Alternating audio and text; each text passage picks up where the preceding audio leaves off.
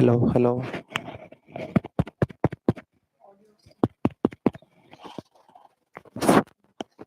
Audio. Hello.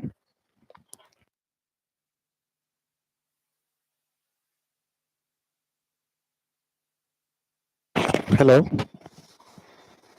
Hello.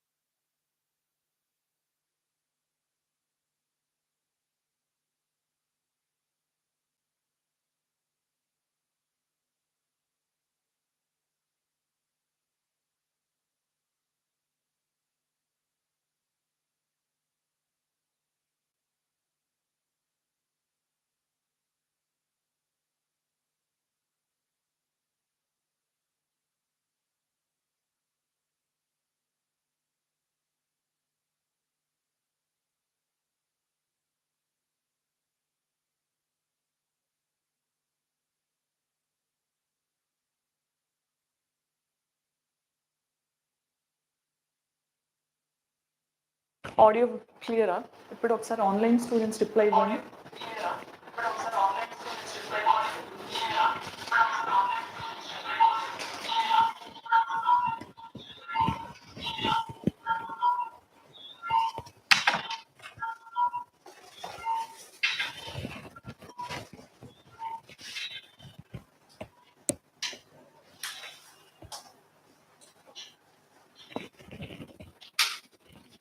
Okay. Sorry for the delay. Let's start with medieval India. So first topic, this is forming part of ancient only. Due to lack of time, today we are discussing this. So when we have Mauryas in the northern India, we have Shatavahanas, whereas in the deep south we have three kingdoms. Okay, we have Chola. Here I will draw the map, that is better. So when we have here Mauryas, post Mauryas especially, here we have Shatavahanas in the Deccan part. Then here we have Cheras, in have Cholas. Okay, so these three kingdoms are ruling deep south in the post-Mauryan age. So at this point of time, we have an age called Sangam age, which is a very important classic age for Tamil literature also. So what is the timeline here? We have from almost 200 BC to 200 AD. So this is an approximate timeline through which this Sangam age is flourishing. So we'll be understanding what is Sangam and what are the literary works. If you see, UPSC is always asking question on Sangam age. So Sangam age is a favorite area. So you should know what is Sangam age, what is the economic status, political status, and also different other, like what is the political status, economic status, and also so how the society is there, and what are the works that are being done through this particular Sangam age and all. We'll be looking now. So here you can see, first thing is when the Neolithic age is happening, at that time in the deep south there is a phase called megalithic phase. So yesterday also we have discussed what is Neolithic New Stone Age. When it is happening in the southern part, okay, we have this megalithic phase between 1200 BC to 300 BC. After this, what we have is this megalithic is nothing but where the burials will be very large. Okay, large stones will be used here. That is what we call megalithic background in the age. So at this point of time, below Andhra Pradesh and Tamil Nadu, we have the Sangam age also going on. So here you can see at that point of time, what is the status? Dakshina Padapada, we have some rulers, as I told you, Chola Chera Pandyas. So what is the source from where we are knowing? Even Ashokan inscriptions are also mentioning that in the deep south, these three kingdoms are ruling, along with the sources from these particular kingdoms also. Individually, they are also giving their own sources. Kerala Putras are considered as Cheras. Cheras are considered as Kerala Putras. So these are the particular political entities we have which are ruling in the deep south.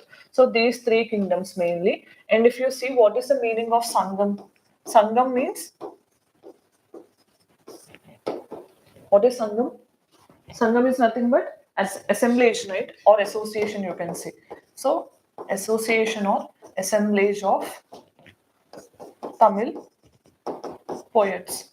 Okay, that is what we call as Sangam age. So if you have seen, There are three phases here. As I told you, these are the three kingdoms. Then these are the three kingdoms. You can easily remember the symbols also. Sometimes they can ask a question. So what is the symbol for Chola? Okay, the jumping tiger. So they are ruling from a capital called Uruvayur. Later it shifted to Pumpuhar or Kaveri Patnam. So this is what UPSC have asked in 2023 prelims. They asked what is Pumpuhar, port city. So that is later renamed as Kaveri Patnam. This is important for Cholas. Okay. Then we have this is what is the symbol for Pandyas. Okay. Pandya twin fish. They used to have the symbol, and they're ruling from a capital called Madurai. Pandyan capital is Madurai. Okay, in the Tamil Nadu, deep south. Then we have on the Kerala coast Cheras with bow and arrow as a symbol, and their capital is Vanji or Karur. So these are very important. They can ask you the capital. They may not ask the symbol, but capital of these individual kingdoms is very much important. Then these are the geographical locations. You can see here. This is Chera. This is Chola. Northern Tamil Nadu. Southern Tamil.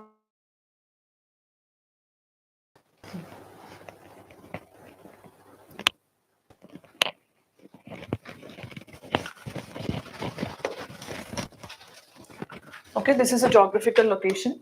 Then see the Pandyas. So what actually happened?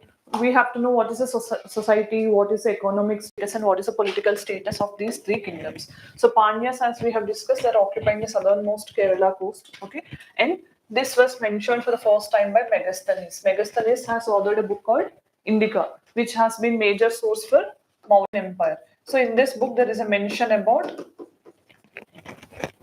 Pandyas. So this is a deep south we have where they have mentioned Pandyan society is matriarchal. These type of things can be asked. Very rarely we have matriarchal kingdoms, right? So these type of things can be asked.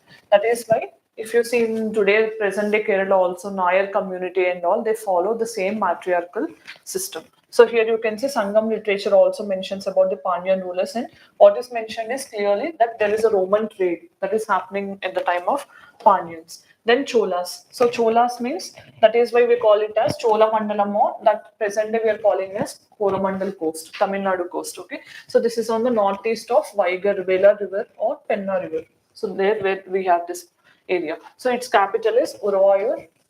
Later, imperial Cholas have ruled from Tanjore, okay, we call. So that is the famous thing. And we have, they also conquered Sri Lanka, even Maldives also, they'll send expeditions and all. Navy is very strong during Cholas, okay. That is, we'll see in the recent times also. One of the Navy command was also named after one of the Chola ruler. In that way, it is so famous for this rule. Then we have Karikala Chola. In the first beginning, when the Sangamesh is there at the time, this is the person who founded Puhar. Puhar means Kaveri Patnam, Puhar.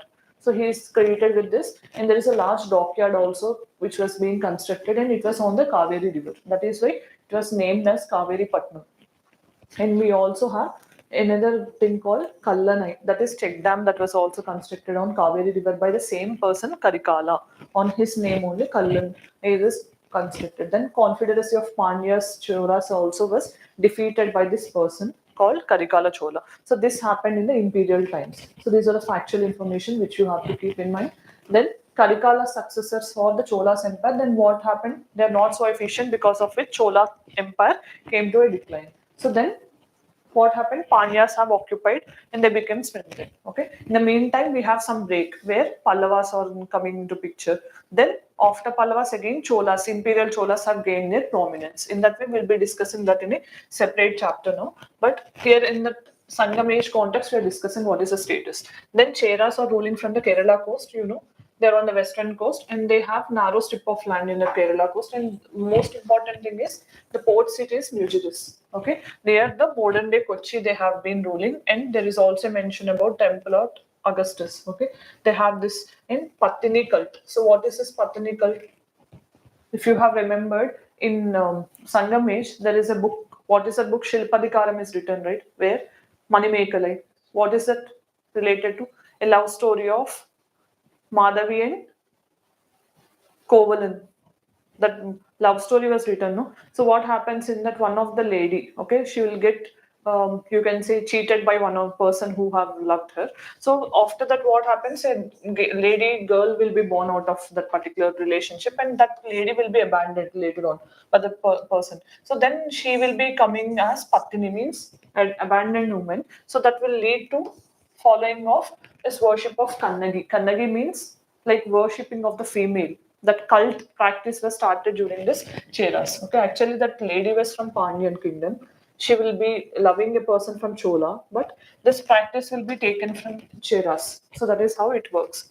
Then you also have this person, not required to remember such data. These are the persons who are ruling Cheras.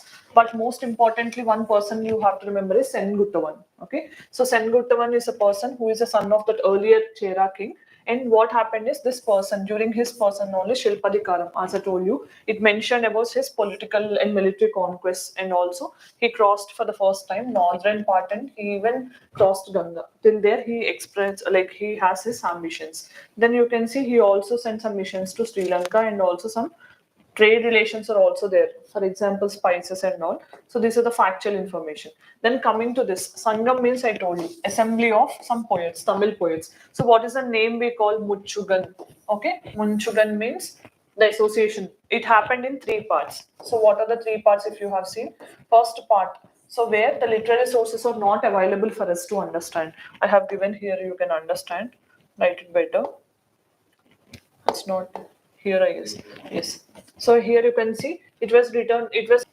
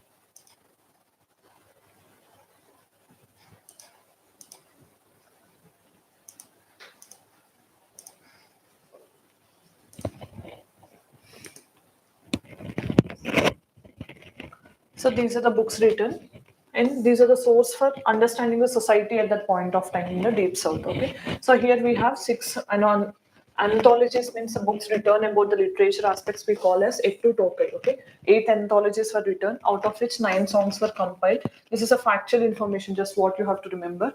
And then we have these books Ettu Kokai and Pattu Pattu. So these are the two books which are written in the third stage of Sangam.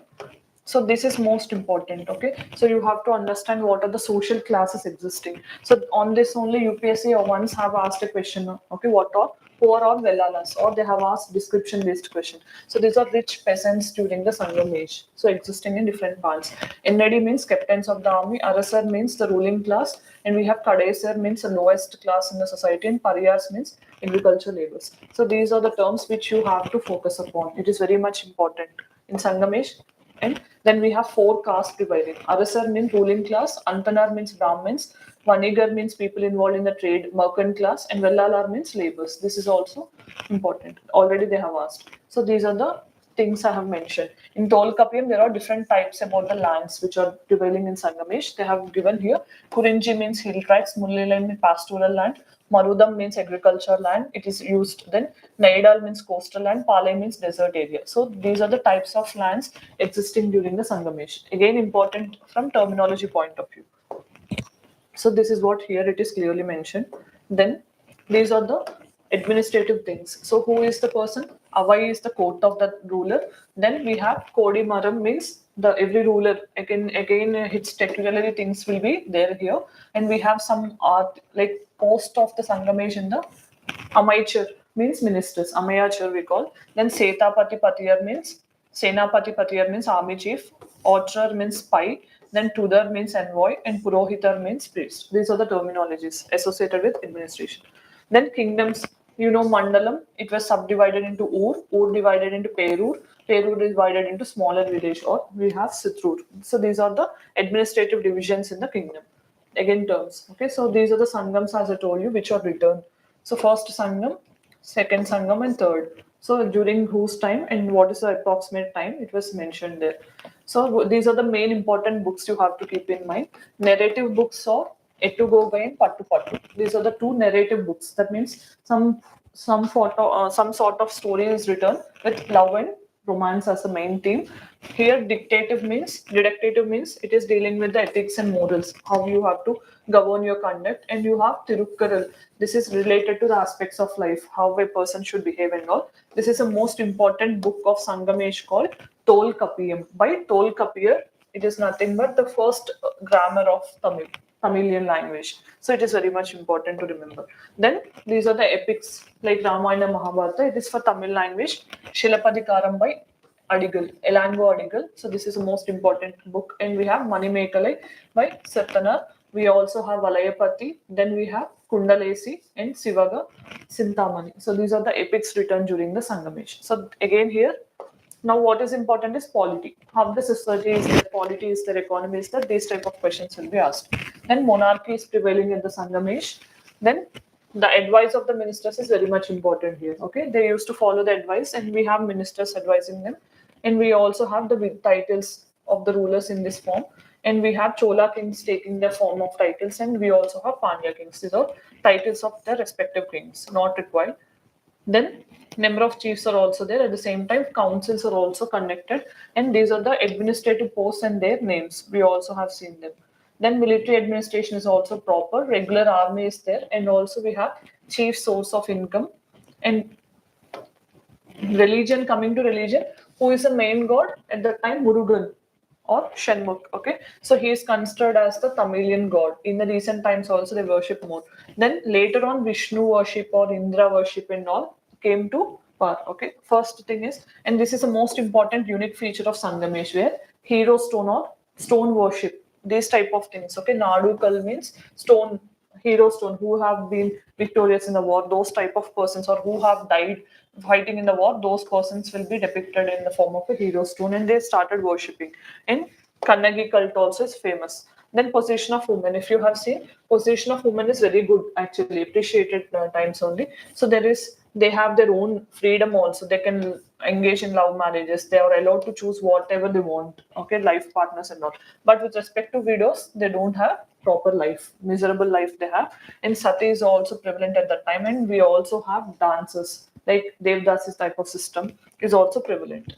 Then fine arts. If you see music, poetry, dancing, and all these are also there. At the same time, liberal donations are also given, and different types of drums and all these are also used. So these are the factual things. Then economy, if you see, agriculture is a mainstay. Rice is a common crop, along with which we have these crops also mentioned. Jackfruit and pepper were also found in the Chera community. Chera is in the coastal of Kerala, right? There we have spices. So pepper is also famous there, and paddy is the main thing for the Chola and Pandya community in Tamil Nadu. So in this way, then handicrafts are also prevalent. At the same time, we also have internal and foreign trade with the Roman empires and other Southeast Asian kingdoms. Also, we have internal and foreign trade prevailing. Then we also Roman trade I mentioned. Pumppuhar or Kaveri Patnam, this became the major source of foreign trade. At the same time, Arikamedu. Where is this Arikamedu located?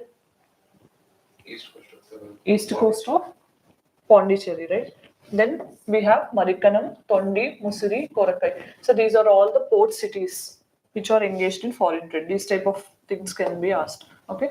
Then there is a periplus of Toll. We have the person have written about the history and all. So he mentioned about the foreign trade, and there are good number of gold and silver coins also issued by the Roman empires. And we also have white golden horses on all these are the chief imports, and we also have exports in the form of cotton. What we have, spices, all these were exported. So if you see Sangamesh, it is the first time we have an account of what is going on in the deep south from the Sangamesh and the literary works that have mentioned. So what is Sangam books? What is there mentioning about socio-economic and political status of the Deep South existing between 200 BC almost to 200 AD. So from these books only we understood what is the status and how these Chola Chera Pandyas are ruling and how their administration is going on. So primarily, if you have seen, it is patriarchal society with patrimonial systems and all, but there are some social inequalities, but there is much freedom given to the women. So these are the positive aspects. At the same time, we have seen different types of agriculture land, different classes also existing. So this is more of the factual information. Okay, so it came to an end by 3rd century AD, 300 AD. So at that time, what happened? Pallavas started establishing. Okay, so independent kingdoms came into existence. So at that time, this Pallavas in the northern Tamil Nadu and Pandyas in the southern Tamil Nadu. So who came here? Kalabras will be coming. So they will be thrown out in 550 by Pallavas. In that way, they will be coming to power. So now we'll be discussing. This is a factual information. That is why I have rushed. We'll be discussing about the Chalukyas now.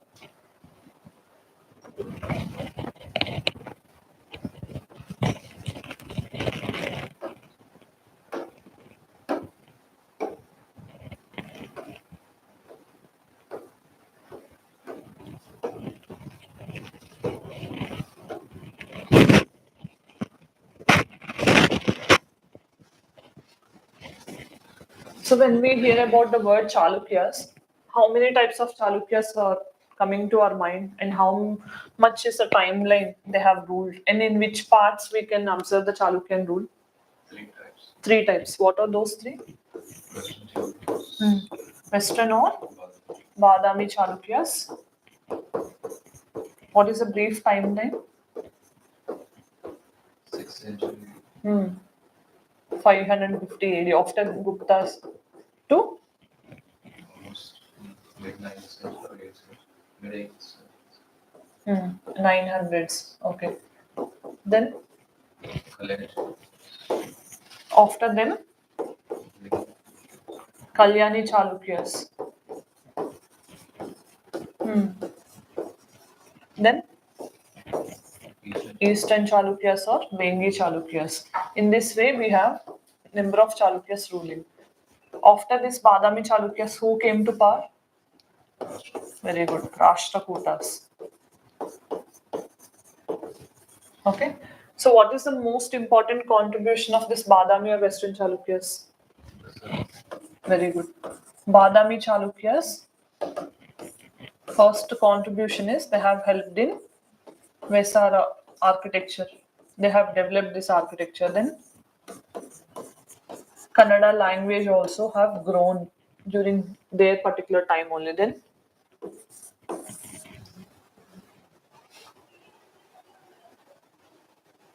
what else happened?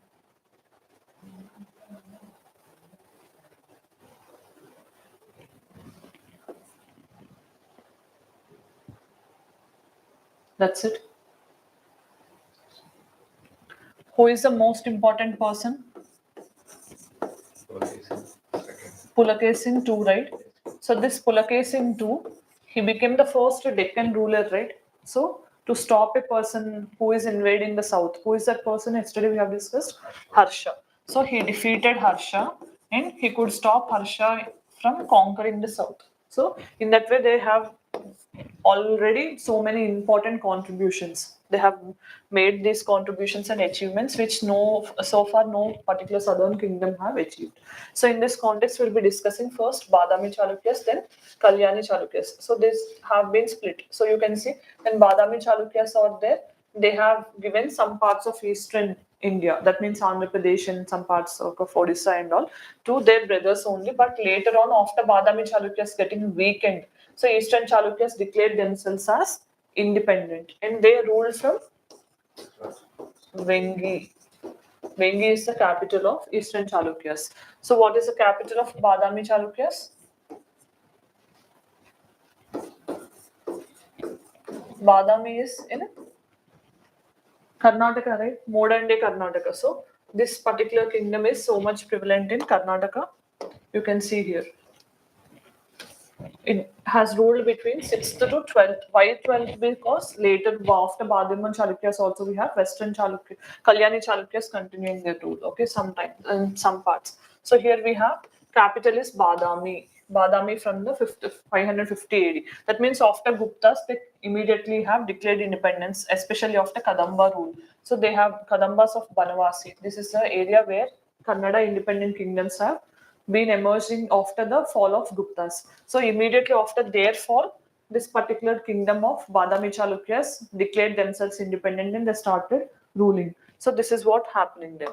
Then after the Pulakesin II, we have the Pulakesin II, the greatest among the Western Chalukyas. So because he defeated not only Harsha, he also defeated Mahendra Varman of Pallavas first, and then also Gangas of Mysore, and also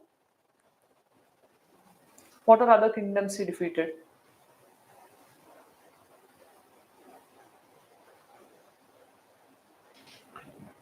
These are the three major kingdoms and small kingdoms also he invaded. Okay, so at that time he was considered as the defeatless person. That is why Huyan Sang from Harsha's court wants to visit this person and understand what is actually going on. That is why Pulakesin II is very famous for. Okay, so he had a court poet called Ravikirti who have written everything what he conquered in eye hole inscription. Yesterday, we have discussed about one person who associated with Allahabad inscription. Who is that person? Allahabad inscription. Allahabad inscription is associated with Samudragupta, who is considered as Napoleon of the South. Napoleon of India. Okay, so then they also ruled from Vengi. Vengi means Eastern Chalukyas. They are brothers only. So in the western part, if you see, after their downfall, who came to power? Rashtrakutas came to power. Immediately after Rashtrakutas, who came to power? Western Chalukyas in place. They came.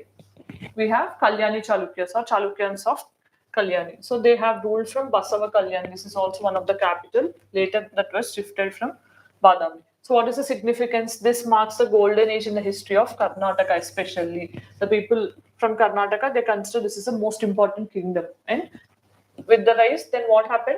Mainly it was ruling between Kaveri and Narmada rivers. So this is the area where they have occupied and they're ruling with the capital Badami. So what is the significant contribution here? Main thing, as I told you, Vesara architecture got developed. At the same time, Kannada as a language, Veera Shaiva Vachanas, Basava, you have that person also, no, Basava, Vachanas, and all these are also growing into prominence during this time. And they also have helped in patronage of Eastern Chalukyas of Vengi. Then, if you see what are the sources, these are all the sources from where we can decode the history of Western Chalukyas or Badami Chalukyas. So, first one is Badami cave inscriptions of Mangalesha. So, he's a court poet. Okay, Mangalesha, Kappe, Arabhatta of 700. This is not so important, but you have Kanchi Kailashnath inscription. So one of the person from Rashtrakutas. Okay, later on also he mentioned about this. Then we also have Virupaksha temple, Pattadakkal temples, Aihole temples, Lard Khan temples. All these are very famous and notable things of this particular Chalukya kings. And even I told you during Pulakesin time, Huyan Sang also will visit the court of Pulakesin II to understand because he was defeating Harsha, right? So the greatest of the Northern Empire. So that is why this was mentioned in the Aihole inscription that Pulakesin has been victorious. And this particular area is considering about Tamil Nadu, Karnataka, Maharashtra, some parts. And here you can see Bilhana is a court poet of Vikramaditya VI, who is one of the Western Chalukyas of Kalyani. And Bilhana has written the book called, what is the book written by Bilhana? Dasakumara Charita. Then, what is the history of Chalukyas? If you see this area, the down part of the Vindhyas, Deccan and Tamil areas was occupied here. Pulakesin I is the first person who started the rule, but later he took the title called Vatapi or translated into Badami. So with that, they started ruling here, and it is comprising Karnataka and some parts of Andhra Pradesh in the Deccan. This is the area, geographical area. Then Pulakesin II is the greatest among the Western Chalukyas. Pulakesin II has ruled from the Pallava, and he stopped whom? Mahendravarman I of Pallava dynasty. So we'll be looking into that also. Then Badami Chalukyas also declined after Pulakesin II death. There is no powerful ruler. Then after Vikramaditya, somewhat recovery is there, but still they couldn't. Later what happened? Rashtrakutas Dandidurga, the founder of Rashtrakuta Empire, who was the commander of Badami Chalukyas, he defeated Badami Chalukya King Kirtivarman and he established Rashtrakutas. That means after Western Chalukyas or Badami Chalukyas, we have Rashtrakutas. Rashtrakutas who are ruling from the capital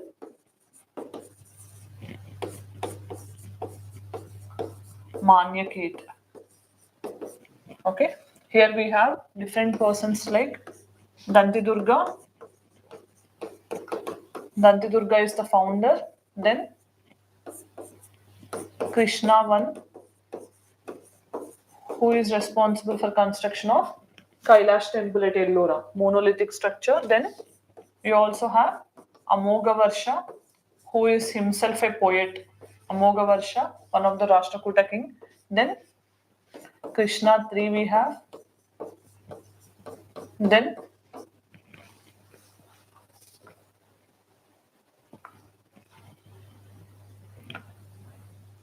who will be defeating?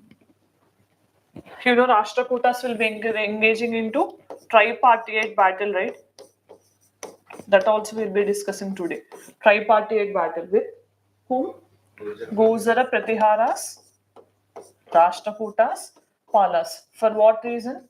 They wanted to capture Kanaus of Harsha, which has been the political seat. So for this particular thing, Palas are from Bengal, Rashtrakutas from the Deccan, Guzara Pratiharas from Western India, especially. So they're fighting for occupying the seat of power, that is Kanaus. So this tripartite battle, and I'm asking who is the main person who have fought this and who have defeated Guzara Pratiharas and Palas from Rashtrakutas. Online students, who is the person that has defeated Palas and Guzar Pratiharas? Krishna III. Very sure. Then later on, one of the Devapala will be coming here to power. He will be defeating the Rashtrakutas, right? At that time, who got defeated here? So this is a brief timeline, okay, of all the major Badami Chalukyas. He was the founder. The main important person is Pulakesin II, who defeated Harsha and also Mahendravarman. Then the gradual decline will be there, but this person will be overthrown by Dantidurga, establishing Rashtrakutas. So here we have Badami Chalukyas. This is the extent. Then Chalukyas of Kalyani. Okay, Chalukyas of Kalyani, what they have done? Again, a golden age for Kannada. Both Badami Chalukyas and Western Chalukyas of Kalyani both have contributed for the growth of Kannada literature. At the same time, Rashtrakutas, Tailappa, this person is the founder. You can say he is the feudatory of Rashtrakutas. After the downfall of Rashtrakutas, again Kalyani Chalukyas came to power. So they established this particular dynasty. Later Chalukyas are also called Kalyani Chalukyas, and Vikramaditya VI is considered the greatest among all these rulers. He started.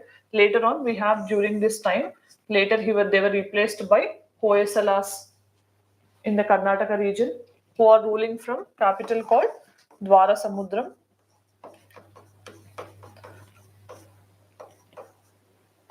And we also have Kakatiyas who are ruling in the Telangana and Deccan region, and you have another kingdom called Sena. Okay, so Senas of Bengal. Palas were replaced by Senas. In that way, we have these disintegration of kingdoms afterwards. So the timeline is here: Badami Chalukyas, they were replaced by Rashtrakutas. Rashtrakutas were replaced by Kalyani Chalukyas. These were replaced by Hoysalas. So in this way, they have been ruling. Okay. So Badami Chalukyas' capital is Badami. Pulakesin I is the founder. Rashtrakutas have ruled from Manyakhet. Dantidurga. Kalyani Chalukyas have ruled from Kalyani. Who is the founder here? Tailappa II. Then Hoysalas from Dwarasamudram. So these are the capitals and the timeline we have in the deep between 550 AD to 1200 almost. Okay. So then Eastern Chalukyas. Eastern Chalukyas, you know, these are ruling from Vengi.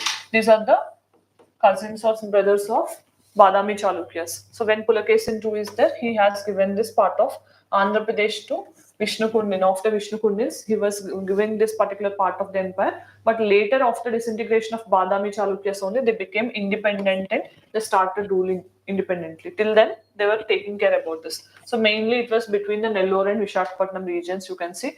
So this afterwards, Rashtrakutas, when they're ruling, they were divided into Western Chalukyas or Kalyani Chalukyas and Eastern Chalukyas in that way. So as Eastern Chalukyas, they have encouraged the growth of Telugu literature. Okay, especially in the Kannada language is also there, but still Western Chalukyas have increased Kannada language, and this particular Vengi Chalukyas or Eastern Chalukyas have patronized Telugu language. So subsequently, vernacular languages are also getting improved during this Chalukyan times. Okay, so this is what we have.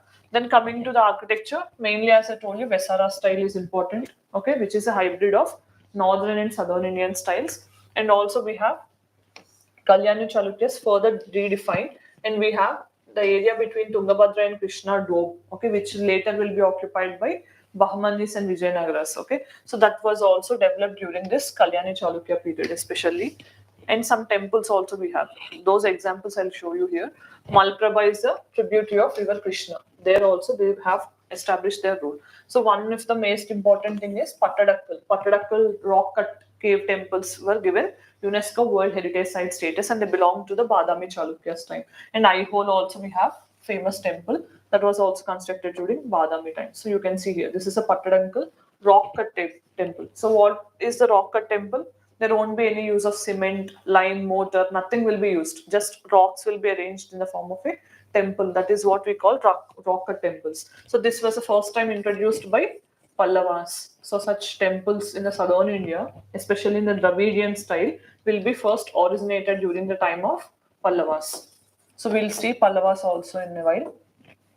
Then Aihole Durga temple, that is also very famous, and Badami cave temples are also famous during the Chalukyan times. This is what Aihole temple is. Okay, so this is all how it is assembled.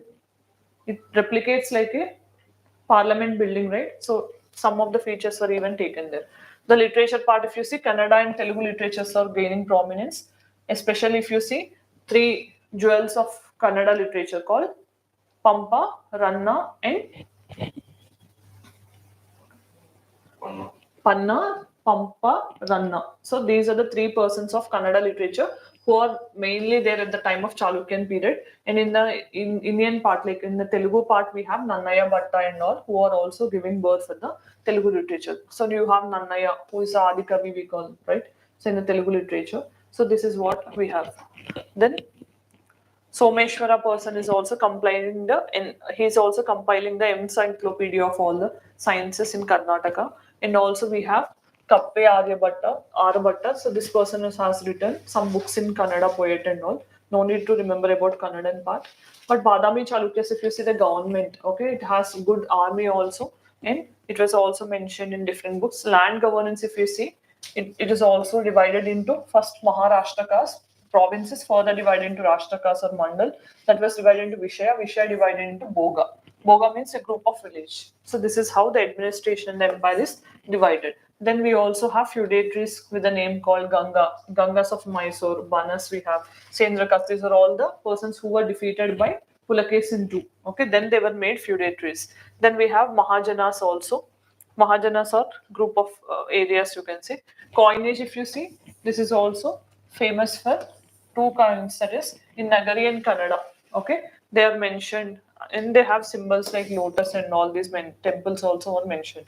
Religion, if you see, there is religious harmony, because whenever we heard about Karnataka, we think that is a Jain spot, right? So Jainism is prevalent here. Okay, so along with Jainism, Hinduism is also prevalent. That is why in temples like Aihole, Pattadakkal, we can see the Hinduism. Then we also have Aihole Jain temples also prevalent. Okay, that means there is a mix of Hinduism plus Jainism prevalent during Chalukyan times. This is what we have to understand. Then society, when you come to Hindu caste, it is prevalent. At the same time, Vinayaka, Devdasis, all these are also prevalent. Okay, there is no much improvisation in the societal system. So this is about Chalukyas.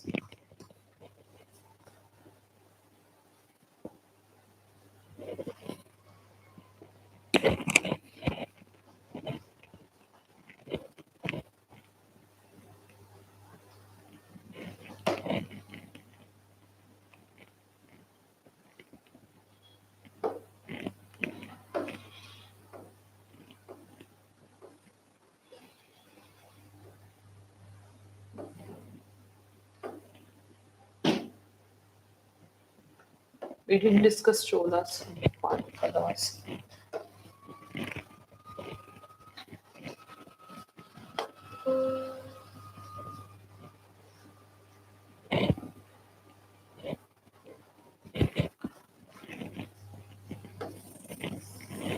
So did you understand the timeline? What is happening after each and everything?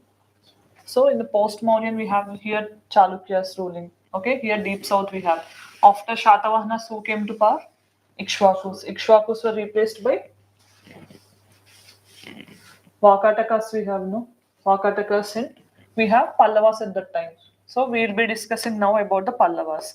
So they are going on simultaneously because in the deep south we don't have one particular area which is controlling all the states, or one particular kingdom is not there. So we'll be discussing now about the Pallavas, then Cholas. So before we understand who are Pallavas, so Pallavas rule is in three phases, I can say. If you see, first phase is between 250 AD to 350 AD. So actually Pallavas are feudatories of Shatavahanas. They are the feudatories of Shatavahanas. After Shatavahanas decline, they declared themselves independent and they started ruling. So this is the first phase. So what happened at this time? There is no much rule. Okay, so although there is some rule here, but there is not significant because in the meantime they're facing the threat of who is controlling now? Kalabras or capturing the Pallavan times. Okay, Pandyas and Pallavas will be replaced by Kalabras. So at this time, from 350 to 550 AD, although Kalabras have captured, okay, they don't have much area in their control, Pallavas, but still there will be existing, okay, and they're ruling in some parts of the Tamil Nadu area, especially from what is the capital of Pallavas? Pandyas, Madurai. Kanchipuram. Okay. Kanchi we call, right? So Kanchi or Kanchipuram is the capital of Pallavas. In the third phase, they will be ruling from 550 AD to almost 985 AD.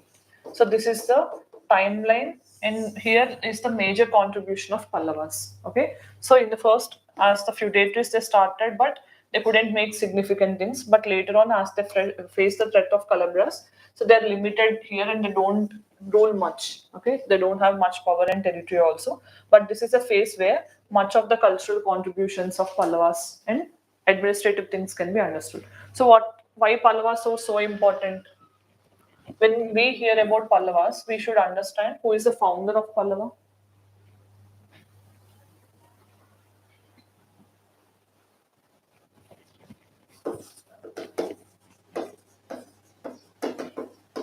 Simha Vishnu is considered as the founder. Okay. Then important next person is only the important rulers will be seen. Mahendra Varman I. Okay. Then we have Narsimha Varman I. Then Narsimha Varman II. In the meantime, some other persons also are there, but these are the two main persons of Pallavas. Okay. So, what is the notable contribution of Mahendra Varman? He is multi-talented. Okay. So, what he have done? He wrote affairs. He's a musician. Then, what did he do? He built cave temples. What is that cave temple name?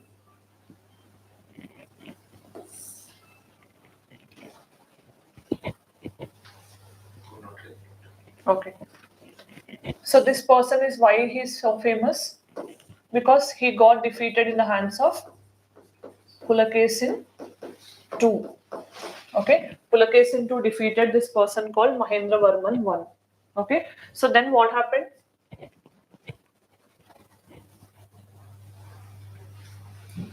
Will this person who is the son of this person, what he'll do? He wants to take revenge, right? So this person, he will wage a war against Pulakesin II and he will defeat. So this person, Narasimha Varman I, he is a considered as Mamalla. Mamalla means a wrestler. Okay, so he is very good at wrestling. So he will show all this wrestling on Pulakesin II and he will become victorious. So what happened then? Narasimha Varman will get a title called Vatapi Kunda. Vatapi means Badami, right? So who have defeated Badami Chalukyas. That is why he assumed a title called Vatapi Kunda. And when he emerged victorious, so he normally the kings will take the title and otherwise they'll inscribe these things, right? So what he made an inscription. Normally all the kings are inscribing the things on rocks, but this person wants to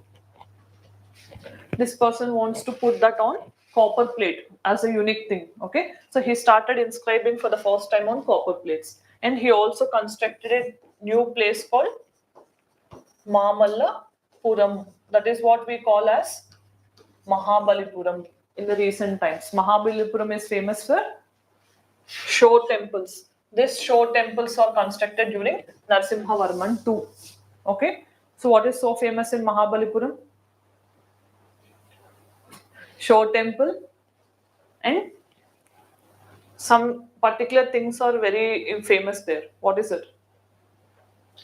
Descent of Ganga. Very good. Descent of Ganga, Arjuna's penance, descent of Ganga. All these are unique things which were depicted in Mahabalipuram. Okay, Mamallapuram. So these are the important contributions which they made. Okay, so we'll be looking now. This all happened. Pallavas who came to power? Cholas. Already Cholas are existing there and they continue. When they came to decline, these areas of Pallavas are also captured and they have taken into their control, Cholas. So now we'll be understanding. So this is the southernmost part, okay, as I told you. And what is today's Tamil Nadu, there we have. So early Pallavas, as I told you, these are the later part of Ikshvakus, after Shatavahanas, they became independent and they started ruling. So Simha Varman or Simha Vishnu, he is the person who have defeated Ikshvaku king, okay, and he established his rule almost in 300 AD. Okay, this is what it is clearly mentioned. Then Simhavarman was the founder of this dynasty, and he started ruling from the southern part of Krishna till Penna River. This is the area where this Pallavas are ruling. Then Nandivarman, one of the last of the early Pallava kings. Later on, what happens? Kalebras will be invading and Pallavas will come to confined to some particular areas only. Then imperial Pallavas we have. Imperial Pallavas means the modern day or the recent Pallavas we have. So who is the founder? Simha Vishnu. Simha Vishnu is the founder or the first ruler. Then we have Mahendra Varman I. Okay, so this person is ruling from 590 to 640, 630. At that time, what happened? There is very great rivalry between the Western Chalukyas or Badami Chalukyas and Pallavas, especially Pulakesin II. That will start here only. So you can see Narasimha Varman I, one of the greatest among the Pallavas. What he will do? He will take the revenge against his father's death and he'll defeat Pulakesin II and he will take the title called Mahamalla or Mamalla. Mamala means a wrestler. So then he also sends an expedition to Sri Lanka because he has good relations with Sri Lankan kings at that time.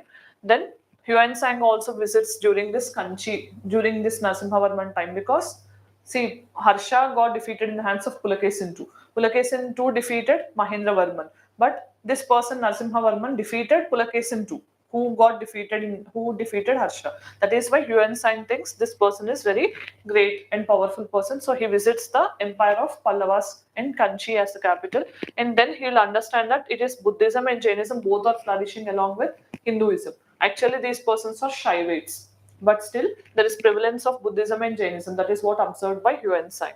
Then this monolithic rathas are famous. Monolithic means same stone, single stone is used for making rock cut rathas. So that was also developed during this person, Narasimha Varman. Okay, he's a good builder of arts and all. So then Mahendra Varman too also will come. At that time it is very short only, and he will be killed by Chalukyan king because Pulakesin too was killed by Narasimha Varman. So immediately they started taking revenge. Like this, it is changing the course. Okay, so there is a gameplay.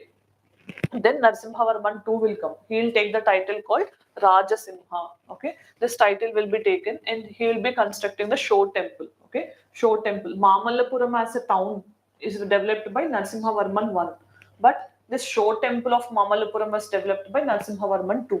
Okay, these are the areas where questions will be asked. And he also have a court poet called Dandin. Dandin have written Dasakumara Charita. Okay, so this is what he had. Then Nandivarman too is the worshipper of Vishnu. He is also one of the ruler. Then this temple, Vaikunta Perumal temple, whatever we have, the present day Kanchi temple, that was constructed during this person's time, Nandivarman 1 or 2. So Pandyas then, and when we have Gangas in the Mysore, and Rashtrakutas are also trying to attack the Pallavas, imperial Pallavas. These are existing in the nearby region. But if you see, it lasted till the end of 9th century, who were replaced by Cholas subsequently. This is what happened.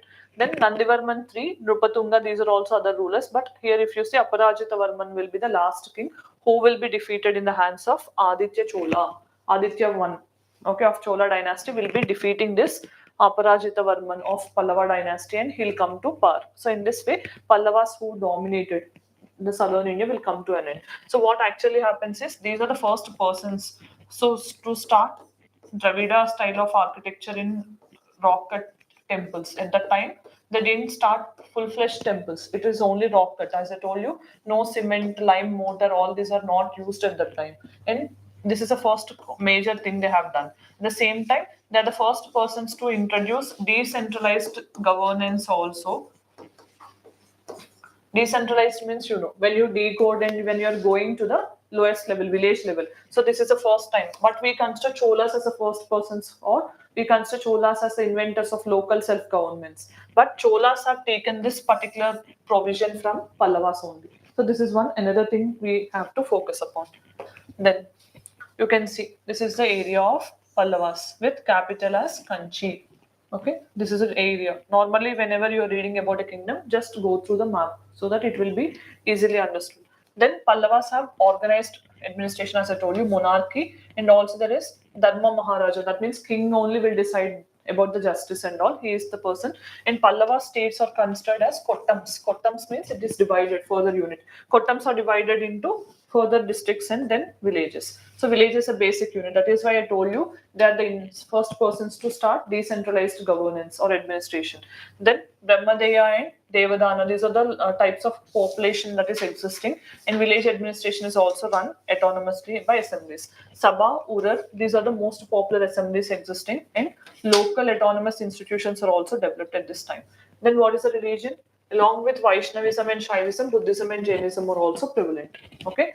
Then if you see, these are the gods worship: Brahma, Vishnu, Shiva, along with which we have Nayanas and Alvars. Nayanas are the worshippers of Shiva, Alvars are the worshippers of Vishnu.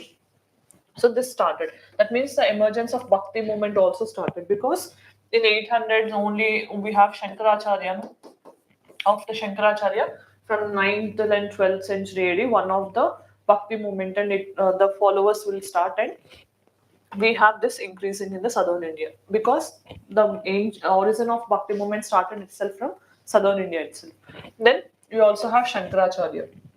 That is what I mentioned. He is the person who have given the philosophy of Advaita. Advaita means non-dualism. Okay, so he considers. Then education and literature, if you see, there is a University of Kanchi that was also established as a learning center, along with If you see the Kadamba dynasty, Mayusaram, all these are the persons who studied at Kanchi only, the Vedas and all. And if you see here, Kirataarjuniyam by Bharavi, Dasakumara Charita of Dandin, and also Matta Vilasa Prahasana of Mahendra Varman. Okay, this is a book he have written, Matta Vilasa Prahasana. So all these are the important works during Pallava period. This is important again. Then Tamil literature, as the ruling Tamil Nadu, Tamil literature will be increased. So then Tiruvalluvar, this is the book that where author Kurul has written during this time, and Nandivarman too, if you have seen, he has written this particular, he has patronized this particular person and who converted Mahabharata into Tamil, translated you can say. Then Tevaram, Tevaram means collection of songs of Nayanas. Okay, that was also done, and you also have this Naladaya Divya Prabandham that was composed by Alvas. This is a composition of Alvas, this is a composition of Nayanas. So this was also done during the Pallava times. Then art and architecture, as I told you, this is most important, Dravidian style, and monolithic rathas were also started during this time that we consider as Pancha Pandava rathas. Okay, at Mamallapuram, so that is showing the architecture. So you can see this is Pancha Pandava Rathas. Okay, 5 Rathas will be there. Actually, this got destroyed. The coast, Mamallapuram will be on the coast itself. Okay, then we have this Kailashnath temple at Kanchi. We have 2 different Kailash temples. One is at Ellora and one is at Kanchi.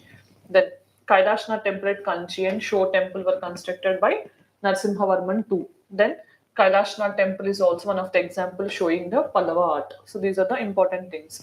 Then descent of Ganga and penance of Arjuna at Mamallapuram. And at the same time, we also have paintings of Sittavansal. Sittavansal is a Jain cave. Yesterday we have discussed, right? So these are also the notable things of whom? Pallavas. This is what Jain caves you can see. Okay, how rock cut cave and how the painting is there. So then answer this question. Who was the founder of Pallava dynasty?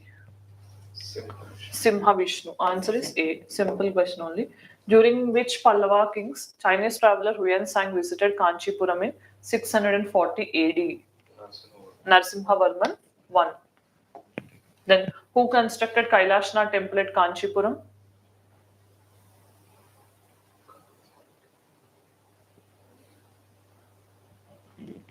Yes, answer. Narasimhavarman II. He is a person. Mamallapuram, Narasimhavarman I. He'll build up the town and city. But this person only show temple and everything. He'll take up the architectural work. So the person who is considered as Chitrakarapuli, Mahendra Varman. Chitrakarapuli means he's good at painting also. Mahendra Varman I, who got defeated in the hands of Pulakesin II, he will be having title called Chitrakarapuli, means a good painter. Then Narasimhavarman I, he'll take the title Vichitra Chitta, because he normally will be unique. That is what I told you. Normally everyone after being victorious, what they're doing, they're inscribing on the rocks. But he's thinking and he started inscribing on copper plates. So Vichitra Chitta means he who thinks differently. That is what the title Narasimhavarman I, who is the son of Mahendra Varman, assumed, along with Vatapikunda, after emerging victorious over Pulakesin II. But here this person is named as Chitrakarapuli because he is a good painter also. Okay, along with good musician, he also have ordered himself a poet. Okay, Matta Vilasa Prahasana. Those are the books written. So in this way, they have been unique. Now, the next empire that have replaced Pallavas is Cholas. Okay, so you can see where is Cholas right from here. That means slowly Eastern Chalukyas, Vengya also got subsumed into Chola Empire. So they have extended till Odisha. Entire southern India is under their control for some time. Okay, Kanchipuram we have seen, this is Pallava capital. Tanjore, later on Cholas, Imperial Cholas capital. They'll also start establishing some temple or temple towns called Gangaikonda Cholapuram and all. So in this way, they even they went to Sri Lanka. Not only there, they also went to Southeast Asia also. And they will send some expeditions to China also. In that way, they'll control. At the same time, they also will send some expeditions to Maldives also. Okay, in this way, Cholas have very good, efficient navy and they have good relations. So if you see Cholas, we also have seen in the early Sangam period, but that Cholas and Imperial Cholas are different. Okay, so who is the first person who established this imperial Cholas? Who is the founder? Vijayalaya Chola.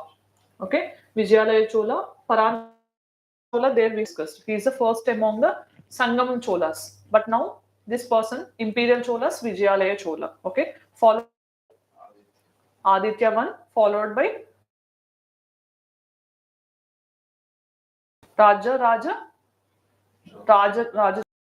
Chola and Rajendra one. So these are the among the greatest. Why Cholas is important? Because we had a movie in the recent times, and also we have Sengol also, no? Okay. So actually this practice, so many of the students think that Sengol is taken from Cholas. Okay. No, whatever the Sengol that was installed in parliament, that was made. Okay. That is not during Cholas. The same use of Sengol was mentioned in Chola period. Okay. What they have done is in Cholas to show the power transfer, normally the person who is the prime minister who is taking care about the affairs of the kingdom, he will give that power transfer Senegal to the person who have occupied the throne. In that way, they used to practice it. So immediately on 1947, when we got independence, at that time, you have Rajagopalachari, no? See Rajaji we call. So this person has advised Nehru that in case if we practice the Senegal also, which is showing that there is a power transfer from the British to India, this would be good. So at that time, they all asked to make it in a jewelry shop. Okay, they have asked the Senegal to be prepared, and as Tamil literature is saying that they will be given by some priest or something from one particular religious institution. They asked the senior Tamil, you can say priest and all, to deliver this Senegal from him to Nehru. In that way, they have made another Senegal and they practice the same whatever the culture they have been practicing. So the same thing is then, but you have to keep in mind they didn't take the same Chola Senegal. The idea they have taken from Cholas, but they have made it new and they have taken this concept. That is what we have to understand. So here you can see Cholas. Main thing we have to understand is many books in Sangam age they're mentioning about the valor and the patronage. At the same time, love stories are also written. We have seen, but still, this valor is mainly associated with Cholas in the early Sangam age. Okay, so they also have sent missions to Sri Lanka and Malay Peninsula. Malay Peninsula means Indonesian part. Okay, then the period of Imperial Cholas is 1850 to 1279. That means when Pallavas are there in the southern part, here slowly Cholas are occupying the power. But slowly they have entered into Pallavas territory and they started occupying Pallavas. Okay, in this way. So what is the capital? Tanjore. Tanjore or Tanjavur. Tanjavur is famous for its paintings also, where we can see gold glittering also. Okay, that is why Tanjavur paintings are very costly. Then if you see, Cholas are the subordinates to Pallavas. Pallavas are feudatories of Shatavahanas. Okay, they became like the same way here. Vijayala Chola, who is the feudate, the person who is subordinate to Pallavas. Later, he'll declare independence after capturing the Kaveri Delta from Muttarayar. Okay, this is a person. Then sources. If you see, there are many inscriptions. Okay, so like we have Kanyakumari inscription here, okay, which is mentioning about Vijayalaya Chola and his victory. Okay, he is mainly building this city of Tanjavur. It is very much important. Who built the city of Tanjavur means Vijayalaya Chola, who is the founder of Imperial Cholas, who constructed Mamallapuram, Narasimhavarman I. Okay, in that way, some questions can be asked. Then this is what you have to keep in mind. Then Aditya one is very famous for his military conquest because he ended the Pallava. Who is the last Pallava we have? Aparajita Varman we have seen, no? So he will be killed or he will be displaced by Aditya Chola. So then this Aparajita we have seen here only. So he maintained cordial relations with Cheras. Where Cheras are ruling? Kerala coast. So he had good relations, but with Pandyas, he always have conflicts. Okay. So then Parantaka one, after Aditya one, he'll come to power and he assumed the title called Madurai Kundan. Madurai Kundan, why? Madurai means Pandyan capital. So as he defeated Pandyas, he have captured the title called Madurai Kundan. Okay, Parantaka one. Then Uttara Merur inscription. This is also very famous. Uttara Merur inscription deals with Chola. Okay, this is what we have to understand. Know how the village administration is that was depicted in this inscription. Then the military conflicts. If you see, Battle of Vellore. Vellore is mentioning about the Pandyan ruler Rajasimha II and the defeat of this person in the hands of Chola king Parantaka I. Then Battle of Vallala. This is in the hands of Rashtrakuta ruler. Okay, he defeated Rashtrakuta ruler Krishna II and he became victorious. Then Battle of Takkolam. This is also where Rashtrakutas are defeated and the eldest son Rajaditya was killed in the battle, Parantaka I's son, and he had a friendly relations with Cheras, but he doesn't have good relations with Pandyas. In this way, Parantaka Chola I have completed. Then one of the greatest among the Cholas, Imperial Cholas, is Rajaraja I. Okay, so this person started ruling. He's a son of Parantaka II, who came to power in 1985. He is a devout Shaiva. That is why Cholas are very good Shaivas. If you see that Dasavatara movie and all, what is the situation existing in the movie beginning and all, same type of situation is there in the Chola times because the devout Shaivas. At the same time, they also have conflicts with Nayanas, who are the Alvas, who are the devotees of Vishnu. In that way, they have conflicts. So this northern Sri Lanka is also annexed by him, who Rajaraja I. And then he also sent some expedition to Maldives Islands also. So he's having southern good navy also, and he's expanding his kingdom. Then next ruler of Rajaraja I is Rajendra I. So he's a person who is coming to the power after this person Rajaraja I, and he came to power in 1012. That person in 1950 AD, almost you can say 60 years he have ruled. And religion is again Shaivism. So although Buddhist and Jainism is also prevalent, but still he is a devout Shaivot, and policy of aggression is also shown, and he also captured Sri Lanka then. So if you see what are the things he have achieved, who Rajendra I means he went against Western Chalukyas, especially Jaisimha II got defeated in the hands of Rajendra I, and Tungabhadra Dome that was also captured. Then Vengi expedition. Vengi means Eastern Chalukyas. That was also captured. That is why if you see entire southern India till Odisha coast was under Cholas, because he is the first person, Rajendra I, who have successfully established this particular thing. Then expedition to North India. He also defeated Mahipala I of Bengal. So first time, one of the Bengal ruler was also defeated in the hands of a Chola king.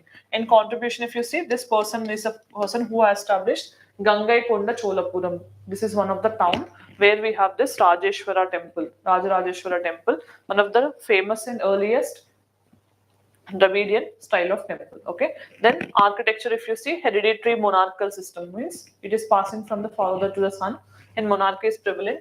Provincial administration, if you see, it is feudatory in nature. Okay, they're giving to the feudal lords. But if you see again, mandalams, entire empire will be divided into mandalams. Mandalams will be divided into Valanadus. Valanadus divided into Nadus. Nadu means it is a village. Okay, who is the head of the village? Nattar. Okay, mandalam.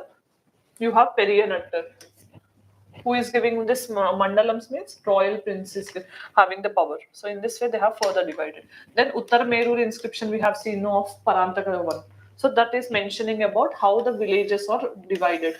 Ur means general assembly. Urur means landlords will be there. Agraharams means Brahmins will be having separate land or separate system where they can live. That is called Agraharam. This system got emerged from the Chola period only.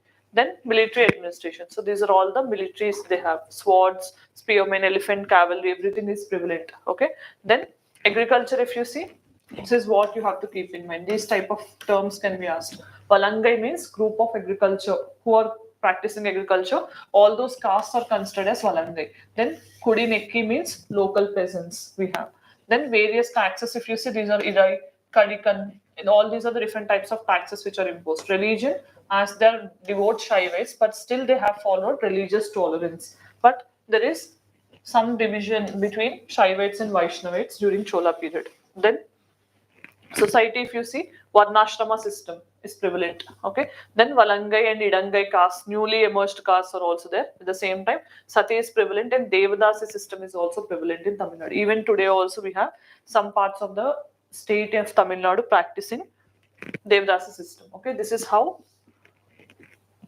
Deep South is functioning. Okay. Now, after completing entire Southern Indian tour, we'll go to North India. Okay. So we understood after post Maurya, who are all controlling in which parts?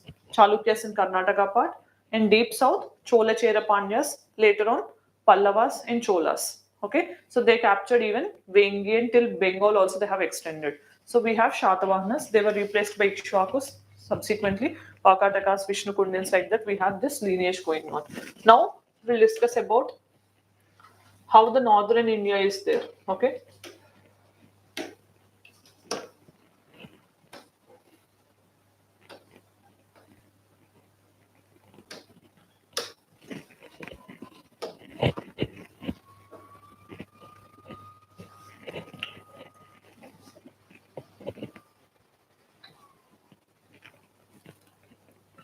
So when we discuss here, the medieval India timeline is, see, normally medieval Indian history timeline is from 647 AD, where Harsha died, till 7 1707 AD, where Aurangzeb will die. Okay, so this is a timeline of medieval Indian history. But here now in this particular chapter, we are going to discuss about the Northern Indian kingdoms between 800 AD to 1200 AD. So why 1200? Because in 1190s, what we have? Turkish invasions. Muhammad of Ghazni will come first. Muhammad of Ghor will come, and then he will ask his slave to take care. Who is that slave? Kutubuddin Aibak. So he'll start slave dynasty by establishing Delhi Sultanate. In that way, they'll capture. That is why 1200 we are restricting, because after 1200 Delhi Sultanate will be ruling. After Delhi Sultanate we have Mughals. Subsequently British came into power and Marathas, and internal conflicts happened. But after Harsha's death in 647 until 800, okay, there is so much of political vacuum, because in northern India there is no one major kingdom which has consolidated like Harsha or Guptas or Mauryas, Ashoka times. So what happened is there is disintegration. So after one big empire collapses, what happened? Individual kingdoms will assert their independence and they'll try to rule their own independently, right? So this is how it happened. But here, most importantly, we have to discuss about three kingdoms, out of which one we have is Gurzara, Pratiharas. Then we have Rashtrakutas. Then we have Palas. So these three, they're engaging in battle with each other. Tripartite battle we call. So where they wanted to capture Kanauj, which is the seat of power during Harshavardhana period. Kanauj. Okay. So what happened? These Gurzara Pratiharas, which area they're controlling? Gujarat, Rajasthan. Okay. That particular area. Then what about Rashtrakutas? Deccan. Okay, after the fall of Western Chalukyas or Badami Chalukyas, Rashtrakutas under Dantidurga came to power. Then Palas. Palas are ruling from Bengal. Okay, in this way, they're trying to capture Kanauj. They have for internal battles between them, and sometimes they have been victorious, Rashtrakutas. Sometimes these Palas have defeated them. In that way, they have continuous battles. So then what happened? These Gurzara Pratiharas got divided into many Rajput kingdoms. Okay, like Paramas we have, Chauhans we have, Gaharwalas we have, like this, Solankis of Gujarat, like this, they have further divided themselves into number of kingdoms. So that is also what questions can be asked. Once if I explain this, then yesterday we have seen one question, no, between Guptas and Harshavardhana's time. So which are the kingdoms that are coming into power? Paramaras of Malwa and all. We have that question, no? All those questions you can answer once if you know this particular timeline. So rather than this, nothing will be asked. So as I told you, after the death of Harsha, what happened? There is disintegration and permanently there is no area, because Harsha is the first person who have shifted his capital from Pataliputra, right? Pushyabodhi dynasty. Previously, all from Magadha, Maurya, and Guptas, we have Pataliputra as a capital. But later on, what happened? Harsha's dynasty, that is Pushyabodhi dynasty, they'll choose Taneshwar as a capital, and Harsha will replace Taneshwar with Kanauj. So that means by this time, Pataliputra completely lost its prevalence. Then what? Kanyakubja, also called Kanauj. This is an ancient name, so that came into power. But this particular area has to be controlled, because this is in the region of Ganga, Yamuna, Doab. That means where these two rivers are there. At that particular interjunction, we have this river. which is a city, that is Kannauj. If you capture this, almost northern India will be under your control. That is why every regional kingdom after Harsha's death is aspiring to control this particular Kannauj region or Kanyakubja region. Okay, so among them are Palas, Pratiharas, and Rashtrakutas. This is what I already explained. Now we'll look into these things as decentralization, because after one empire it will break into number of empires, no? So decentralization is already happening and many kingdoms are coming. So one of the kingdoms, that is Rajputs are different clans among disintegration of Guzara Pratiharas. Initially Guzar Pratiharas are there. Once they got weakened, it got divided into number of Rajputs. 5 Rajput clans emerged. So we'll discuss those also. Okay, this is what happened. So this is what you can understand. This area, okay, is under Rajputs. So this is Guzara Pratihara, this is Palas, so Nalanda, and also we have Vikramshila University, Somsila University. All these also Buddhist dominated region, you can say. Palas patronized Buddhism, and you have Rashtrakutas. You can see here Manyaketa. That is the capital of Rashtrakutas. After Badami Chalukyas, they started this. Now we'll understand each one in detail. Pratiharas, if you see, what is the source? Prithviraj Rasos. What is it? It is a book written by Chand Bardo. So this is a major Chand Bardai. He has written this Prithviraj Raso, which is a book mentioning about the Guzara Pratiharas. That is a main source. According to this book, what they said is Rajputs emerged from the fire, whatever they have done, that sacrifice and Mount Abu. From that particular clan, we got Rajputs. That is what this book is saying. So this Prithviraj Raso is considered as first book in Hindi language, first classical book.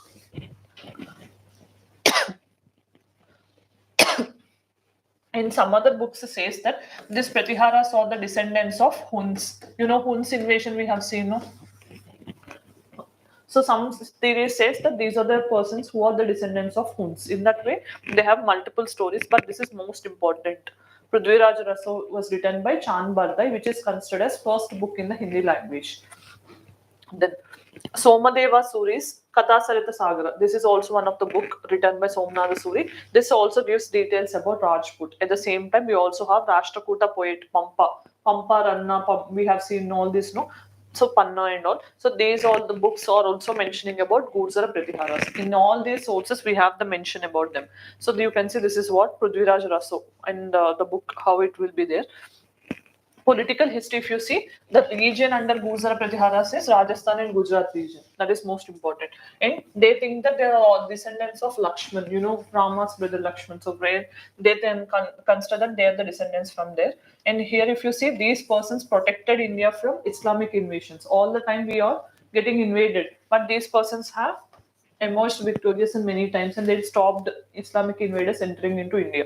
Then Nagabhatta won. This person is the most prominent among the Guzar Pratiharas who defeated Rashtrakuta king Dhruva. Okay, this person Dhruva, he will be famous king and he will be having conflict with Rashtrakuta king Dhruva. Later on, what happened? This person will be replaced by Vatsaraja. Vatsaraja will defeat Pala of Pala dynasty. Okay, he's one of the, but he will be defeated too. He emerged victorious over Palas, but he got defeated in the hands of Dhruva. Dhruva is a king of Rashtrakuta dynasty. As I told you, tripartite battle. Among three, there was continuous battles. Then we have Mihir Bhoj. Mihir Bhoj is also one of the greatest among Pratiharas who have defeated Narayanapal of Pal. Again, Pala got defeated, but they couldn't be victorious over Rashtrakutas. So for 40 years, he has been continuously ruling. This person, okay, Mihir Ghosh, you can say. Then last king is Rajapala, who will be defeated by Krishna III of Rashtrakutas. Krishna III will defeat the Rashtrakutas. That means always this particular Guzar Pratiharas, they have been victorious over Palas, but they couldn't defeat Rashtrakutas. Rashtrakutas subsequently will be defeated by Palas, one of the rulers. We'll see that also. From 1000 AD, what happened? Pratiharas gets weakened due to internal conflicts, and it will lead to fragmentation of Rajput clan. So this is how they got disintegrated. Okay. So this is where the question is asked. So Paramaras are ruling from Malwa. You know what is Malwa region? Okay. There. Solankis are ruling from Gujarat. We have Chandelas. Chandelas are ruling in Bundelkhand region, Uttar Pradesh and Madhya Pradesh joint region, where we also have this famous What are the temples? Khajuraho temples. These were constructed in 12th century AD. Okay, almost. Then Gahadawalas we have. Gahadawalas are ruling UP region. Okay, and we have Chahamanas or Chauhans. You know Prithviraj Chauhan, who defeats whom? Muhammad of Ghazni, Battle of Terrain, 1192, right? So that person is also from the same Chauhan caste. So they will be from Delhi and Ajmer region. So in this way, entire Gurjar Pratihara territory got disintegrated into multiple Rajput clans. So yesterday, if you have seen the question, Paramas of Malwa is also mentioned, right? So that means you can understand that they got disintegrated subsequently after Harsha.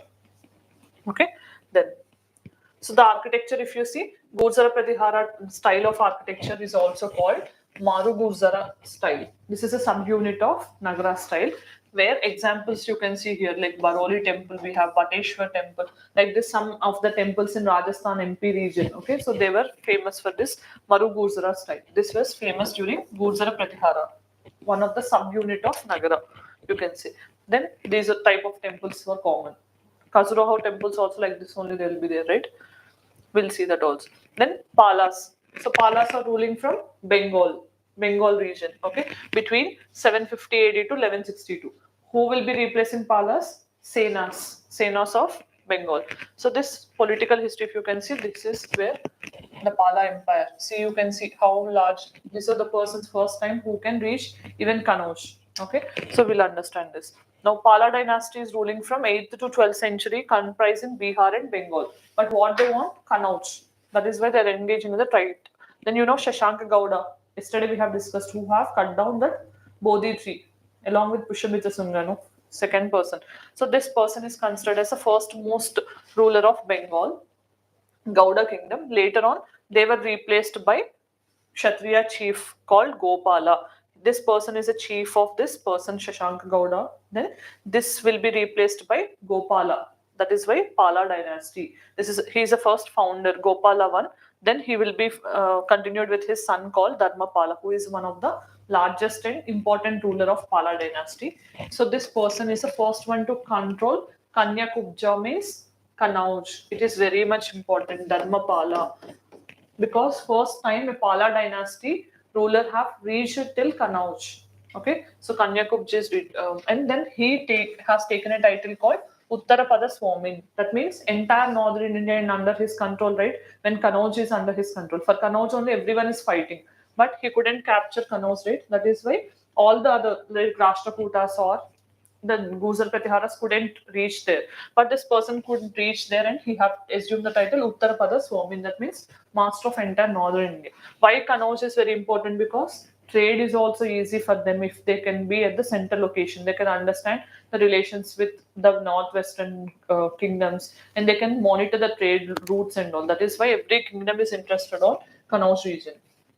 Then Dharmapala also established, it is also very important, Vikramashila University, Buddhist university like Nalanda, it was also established. Then he patronized a Buddhist scholar called Haribhadra. Okay, Haribhadra. And Dharmapala's son Devapala, he'll come to power and he will defeat Amogavarsha, Rashtrakuta king. Amogavarsha, I told you, he himself is a poet. Amogavarsha. We'll look into that also. And Kamarupa of Odisha, till then he will be extending. Till now, Bihar only and Bengal only, these are the two areas under Pala initially. But now till Kanauj they have extended northern wise and this side till Assam also they have extended. So that happened during this Dharmapala and his son Devapala's term. Then you can see he was replaced with other kingdoms like the kings like Vigramapala, Rajyapala, Gopala III and all. But these are not notable ones. So what happened with Mahipala later on? The achievement of Cholas. Cholas will reach till Pala, I told you, no? So then they will be under the Sena dynasty because they have lost their prominence. So here what happens? Then Madanapala will be replaced with Sena dynasty. And totally, Vijay Sena of Sena dynasty will come into power, replacing the Palas of Bengal. In that way, you have to remember among the Palas, Dharmapala and Devapala. So these are the two greatest, and Dharmapala is the first one to reach Kanauj, okay, defeating the other kings. So these are the important kings we have in the Pala times. And important languages Sanskrit, Prakrit and Pali. Okay. So this is what you have to keep in mind. Then religion, as I told you, Buddhist, no, Mahayana Buddhism is much prevalent in the Pala rulers' time. And architecture, if you see, we have Buddhist means what will be the chaityas, stupas, viharas, all these are constructed along with Nalanda University. We also have Vikramashila, Somapura. All these are also other things which are constructed during Pala's times. So this is how it functioned. Somapura is also one of the area which got developed during Dharmapala's term only. So you can see Vikramshila University, there Somapura Mahavihara. Vihara means resident place of the monks. Chaitya is a prayer hall, right? So in this way they got developed. That is in present day Bangladesh. Okay. Then we have paintings. So first miniature paintings. You know what is miniature painting, right? So first time miniature painting started right from the Pala time only. Okay, this is what actually happened. And manuscripts and wall paintings also flourished during their time. And there is also an impact of Tantrism also is noticed because in Buddhism, and they have red, blue, and black colors primarily used in paintings in the miniatures and all. This is what happened. Then, same time we have contemporary bronze and stone sculptures also getting emerged. If you have remembered during Cholas, bronze making idols are very famous, right? We have Nataraja statue of bronze and all. Those are very famous during Cholas. Same way here also. For these people, these are famous. So you can see then these type of, it is not so clear, but these type of paintings are common in that particular Pala style. Then they follow same Gupta tradition, Palas, okay, but they have modified and they also have inscribed others, like you can see same way Nalanda Bodh Gaya, because Buddhist dominated things, but at the same time Hindu lords like gods like Surya, Vishnu, Ganesh are also temples were constructed for these persons also. So then bronze casting is also one of the feature because Cholas have reached till Palano. At the time they have come to contact with these things, and there is free movement of goods and all other things. Then why it suddenly they have ended is when Buddhist monasteries were distracted by invaders of Islam. Like what happened is Muslim invaders will be coming and they'll be invading, and Buddhist monasteries will be destroyed. With that, what happened? Palas, especially Ramapala, who is one of the last strongest ruler, after him there won't be much good successors. So because of which it came to an end. And who came to power? Senas. Okay, so you can see actually this entire area was under Pala control. But what happened? They could not expand beyond this. Kamarup also, it was previously under Pala rule, but that got independent of the Palas, and Sena dynasty was only limited. But here we have Muhammad of Gurid dynasty. That means Delhi Sultanate is establishing at the same time we have Sena dynasty here. Who is ruling at the Delhi Sultanate times? Almost when it is going to establish here, you can see Paramaras here, Chandala is here, Kalachuri is here, Solankis of Gujarat, I told you. These are all how Gujara Pratiharas got disintegrated. Then I told you Yadavas, Devagiri Yadavas. Yesterday we have discussed, no, 13th century I told you. At the time, what we have here? Kakatiya dynasty. Here we have Hoysalas. Here we have Cholas. This is what you have to understand.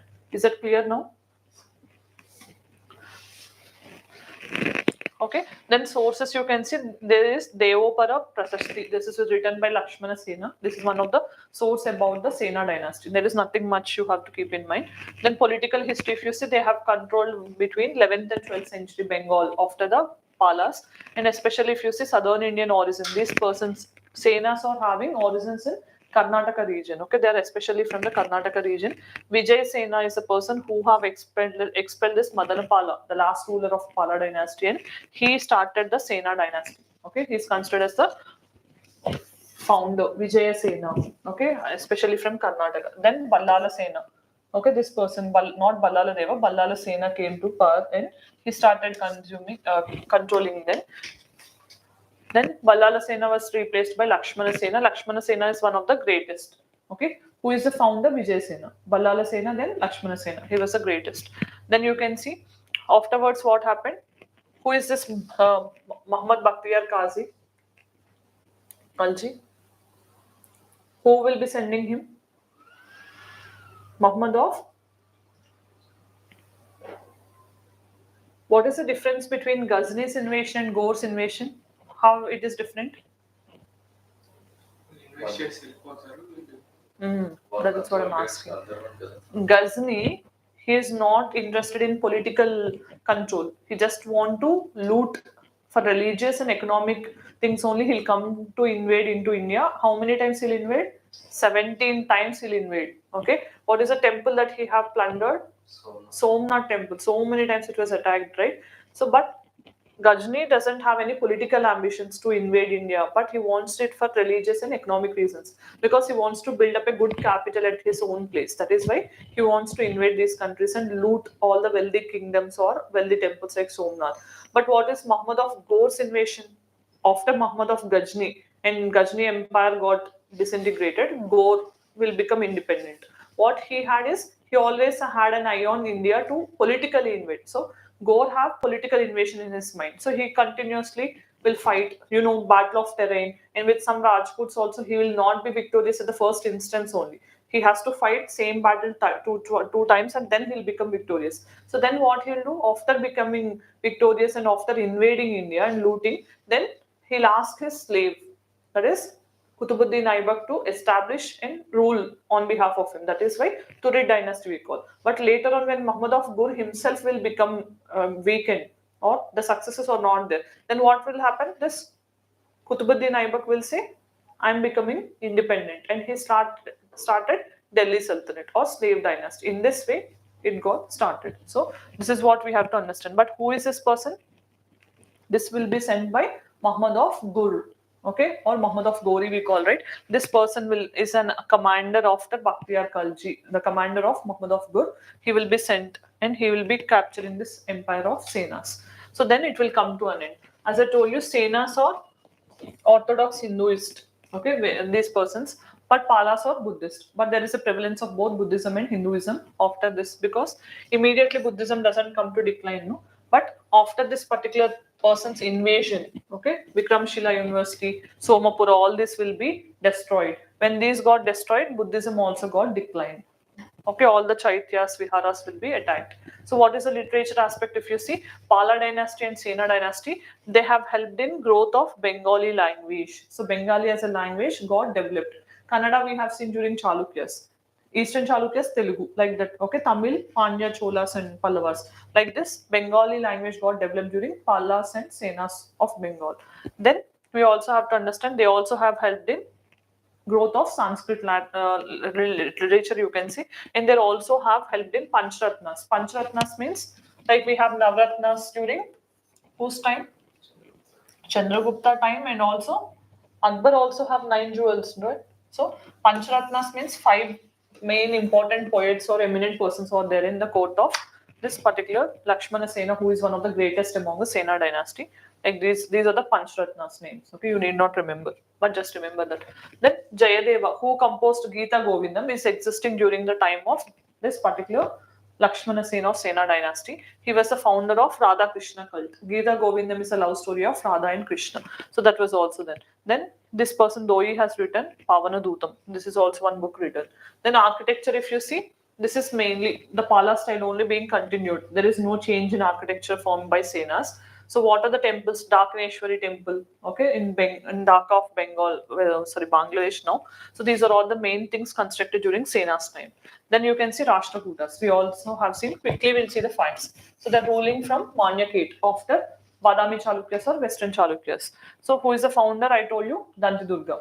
What are the sources here? Ellora inscription and Samudgar inscriptions. These are the sources. Then some books are also written on Rashtrakutas. So here you can see these are the feudatories of Badami Chalukyas or Western Chalukyas.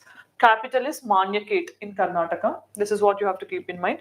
Dantidurga is the founder. Recently in APPSC also they have asked this question, right? Krishna 1, about whom they have constructed this Kailash temple in Ellora. Okay, so this was the question asked, right? So Kailash temple at Ellora is constructed by Krishna 1. This is what you have to keep in mind. He defeated Gangas of Mysore, and he was the person who succeeded by Govinda II and followed by Dhruva. Dhruva is the person who defeated Gurzara Pratiharas, who defeated Palas. Okay, so Dhruva is the most important and the greatest among the Rashtrakutas. This is what we have to keep in mind. So he defeated Pallavas. He also defeated Eastern Chalukyas of Vengi, Palas, and also Pratiharas. So 4 members got defeated in the hands of Dhruva, who is the greatest among the Rashtrakutas. Vatsaraja also got defeated of Pratihara. Dharmapala of Pala were also and he also conquered Kanauj. But he was the first Deccan king. Later, Palas also controlled Kanauj. But from the Deccan, who is the first king to control Kanauj? Dhruva. Okay, that is why he is famous. Then Govinda III. So this person followed Dhruva. Okay, but what happened is he also waged war against Pallavas, Gangas of Mysore, Pala, Pratihara, same way. But he was also victorious. So this person, if you see from Himalayas in the north to Kanyakumari in the south, Saurashtra to West Bengal in the east, till there, this particular influence of Rashtrakutas is prevalent during Govinda III's time. And his titles are these. You can see the titles here. Then Amoga Varsha. He's also one of the famous poet as well as ruler. Like we have Hala and Shatavahanas. Okay, so some famous. I told you Harsha also himself is a poet. So this person, Amoga Varsha, is a patron of literature, and he has written Digambara Acharya, and also we have patronized this person Digambara Acharya Jinasena, and Sanskrit books are also written by him. We have mathematicians also, but what most important is he constructed this Manyaketa. Manyaketa city, the capital city, was constructed during the time of Amoga Varsha, who is one of the Rashtrakuta king, and it was made as capital. Then he is the first person to write Kannada literature called Kaviraja Marga. That is the first book in Kannada which was written by Amoga Varsha. Himself is a great poet. Then you also have Abu Sulaiman, who is a traveler from Arab, who visited during the times of Amoga Varsha. Then his titles are Rupatunga and Veeranarayana. So these are the titles which he assumed. Then Krishna III was the last greatest ruler, and he defeated Parantaka Chola in the Battle of Takkolam. Okay, Parantaka Chola we have seen. Who have given Uttaramerur inscription we have seen. No? Okay, Parantaka Chola one. So successors were too weak, so that is why couldn't maintain the status and all. So if you see Tailapa Deva, after Rashtrakutas, what will happen? Kalyani Chalukyas will occupy, right? So Tailapa Deva will start the rule of Kalyani Chalukyas. That means Badami Chalukyas led way for Rashtrakutas till Kalyani Chalukyas. Then they came Hoysalas and all other kingdoms in the Karnataka. Okay, same in this way they are engaging in the path. Then religion, if you see, Rashtrakutas have religious tolerance, but when we are thinking that is Karnataka, right from Chandragupta times, there is prevalence of Jainism. So you have to keep in mind, although there is worship of Shiva and Vishnu, but still there is patronage of Jainism also. We'll see here. Buddhism got declined, especially Kanheri cave is only the area where Buddhism. Yesterday we have discussed Kanheri caves. Okay, Buddhist side. So Jainism is the most important patronage by Amoga Varsha. Amoga Varsha himself is also a Jain, okay, ruler. Then, if you see, he also worshipped Kolhapur Lakshmi. Temple is also prevalent now, right? Famous. So those things. You have to see this famous rock cut Ellora temple was asked. This will be asked in most of the exams. It was constructed by Krishna I. So this is what we have discussed. Then literature. Literature, if you see, Kannada and Sanskrit both are emerging at this time, and Pampa, Ranna and Ponna. These are the trio you can say of the Kannada literature who got patronage during the Rashtrakuta kings. Then these are the books written by these Pampa, Ranna and Ponna in their Kannada language. So then Amoga Varsha, as I told you, Kaviraja Marga. That is the first book we considered in Kannada. Then Mahaviracharya, mathematician, is also there, who written Ganita Sagara. Then Sangraha you have. Then Halayuda have written Kavirahasya in Sanskrit. And also in this way, Kannada literature also is growing into existence. Then Rashtrakutas, especially cave temples and Basadi. Basadi means Jain educational centers we call as Basadis. That is very much important. Then Ellora, Ajanta, Elephanta caves also flourished during Rashtrakutas times. So this is what you have to keep in mind. This is Kailash temple. What is so famous is entire temple was constructed out of a same monolithic rock. That is why it is so famous. Then you can see here Rashtrakuta king Krishna I has constructed this Kailash temple between 756 and 773. Just at least you remember the timeline. So it has these features, not important. Okay, these are all the features, and you know normally these will be mentioned in the entrances of the rivers and all. So Kailash temple is considered as one of the it is in the Dravidian style only more often. But you can see here Dashavatara cave. This is also one of the important notable feature of Rashtrakutas. This is what I have mentioned. This is Elephanta cave. Elephanta cave is in Maharashtra. Okay, so this is having UNESCO World Heritage Site status. This far off from Mumbai, almost an island you can say, where Nataraja and Sadasiva will be depicted. Okay, so this is how we have. Okay. So far, whatever we have discussed is clear, right? All the small minor kingdoms who formed after whom is clear, right? Can I ask some questions now? Two facts, sir. తప్పదు facts గుర్తుపెట్టుకోవాలి. That is what I'm asking you to go through. Okay, ఇప్పుడు whatever we discuss on the major kingdoms own we have like Vijayanagara, Delhi sultanate, Mughals. Okay, so we complete Hoysalas also, so that southern part will be entirely done. Then Kakatiyas and Devagiri Yadavas. These are the three kingdoms we have after independent kingdoms. No, those also we'll discuss now. Then we have major topics of Turkish invasions. We'll see Muhammad of Ghazni and Muhammad of Ghur. Then we'll discuss how Delhi Sultanate came into existence. After Delhi Sultanate, we'll go to Mughals. Then Vijayanagara, Bhakti Sufi. Okay, so if we complete these things, medieval entire history will be done. Then we'll complete tomorrow Marathas, and then we'll start British, how they started conquest, and we'll go and we'll complete Indian national movement. Tomorrow will be the last of modern Indian history. So I'll go according to the timeline. Okay, so as this is more factual, I have given the slides. If I just dictate, it won't be proper, right? That is why tomorrow onwards I'll mention only in the board what is the timeline. If you understand modern Indian history timeline, it is easy for you. You can answer many of the questions. Southern dynasties now, like Hoysala, and Hoysalas are after where they are ruling? Karnataka, in the place of Kalyani Chalukyas. They became the feudatories of Kalyani Chalukyas and they started their rule with the capital Dwara Samudram. Why it is so important this year is, you know, Hoysala temples, okay, of Halebid, Belur, they got into UNESCO World Heritage Site, 42nd site. That is why you have to know the temples, what is the architecture style, who have constructed those temples, and what about the Hoysalas. Then we have next kingdom is Devagiri Yadavas. So they are ruling in the part of Devagiri is the capital. Which area they're controlling? Maharashtra Deccan region. Okay. Then we have contemporaries to them on Kakatiyas of Warangal. So all these are contemporaries to each other. Okay. So this is how the timeline is. They're ruling between, when Kakatiyas are ruling, which dynasty is controlling the north? Khaljis, Alauddin Khalji. He'll send expedition and he'll come south, no? So that is what you have to understand. So here is Devagiri. So this is Hoysalas initially. Here we have Kakatiyas. Here Devagiri Yadavas, like this. We have individually we'll go through facts.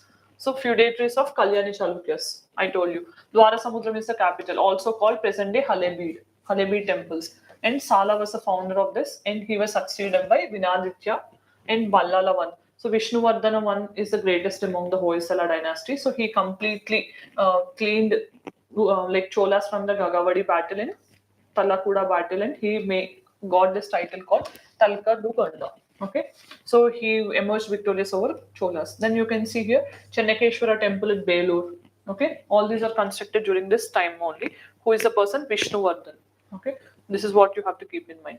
Then religion of this person is Shaivism, Vaishnavism, and it is Karnataka, right? That is why Jainism is also there. So Vishnuvardhan followed Jainism, like Amogavarsha, another ruler of Hoysalas, who followed Jainism. So he was influenced by Sri Ramanujacharya and then converted into Sri Vaishnavism. This is very much important. They can ask this question. Why? Because normally from Hinduism to Buddhism it is common, but from Buddhism he converted into Sri Vaishnavism under the influence of Ramanujacharya. Then we also have discussed Ramanujacharya, right? That I have mentioned. Then literature aspect, if you see Kannada and Sanskrit, they're getting emerged during this period, and important works like Raghavanka, this is written, and also Nemichandra. These are the two books which are written during this Hoysala's term. Then art and architecture, if you see, most importantly, they have combined Vesara and Dravida together. Okay, so they have important features like star-shaped platforms are there. Jagati, that means around Pradakshina Pada, there is some structure there, polished pillars are there, and we also have carvings and beautiful mandapas. So this is how, and we have Vimana or Shikara in pyramidal shape. That is one of Shikara we call in North Indian temples, Vimana we call in South Indian temples. Okay, they have mixed these and they have taken pyramidal shape, and there is Bhumija style of architecture. So this was the common thing in Vesara style among Hoysalas. So examples are these, very important. Chennakeshwara temple at Belur and Hoysala temple at Halebeed. These got UNESCO heritage site status. Okay. Then Keshava temple at Somnathpura is also famous, and Jain Basadis are also there. Okay, some Basadi names are also mentioned. Then see this. This is what in most of the films you can see this temple. In songs and all, we have this temple, right? You may see in this. So this is what we have Chennakeshwara temple at Belur. Then Devagiri Yadavas. Okay, so Devagiri Yadavas are controlling Deccan and Maharashtra region. Okay, when this person's Hoysalas are confining here to Karnataka. Here who are ruling Kakatiyas. So that is why they're having continuity here. Okay, then Devagiri Yadavas between 1187 till 1317 AD. Okay, then you can see political history between Narmada and Tungabhadra. That is a region where these persons are there, especially in, and this particular kingdom is also called Sevuna and Galvi kings. So who Devagiri is Daulatabad, where the capital is. Devagiri is present day Daulatabad. Dwarasamudram is present day Halebeed. Okay. Initially, they're the feudatories of Western Chalukyas. Who are Western Chalukyas? Kalyani Chalukyas. Okay, Badami Chalukyas, not Kalyani. Later on, they became independent. So Billamma, he is the person who have started independent rule of Devagiri Yadavas. So they maintained rivalry with Kakatiyas and Hoysalas. When their contemporaries normally they wanted to expand south, these people will resist. That is a common thing, right? So they also have tripartite type of battle among them. So who is the person mainly greatest among these is Simhana II among the Devagiri Yadavas. So he successfully captured his or he can retain his kingdom when it was annexed by Delhi Sultanate. Okay, he could protect his kingdom. Then Harapala Deva was the last king of this particular dynasty. But what is most important is here Marathi language. As it is Maharashtra, here Marathi language has become important and it is growing. Then you have Mukunda Arya who have written this Viveka Sindhu book in Marathi. This is not so important, but this is important. Gnaneshwari written by Gnaneshwar, a Marathi language commentary. So this is most important book you have to keep in mind. Okay, Gnaneshwar wrote Gnaneshwari. So this is happening at this time. Then Hemadri has composed Chaturanga Chintamani, not so important.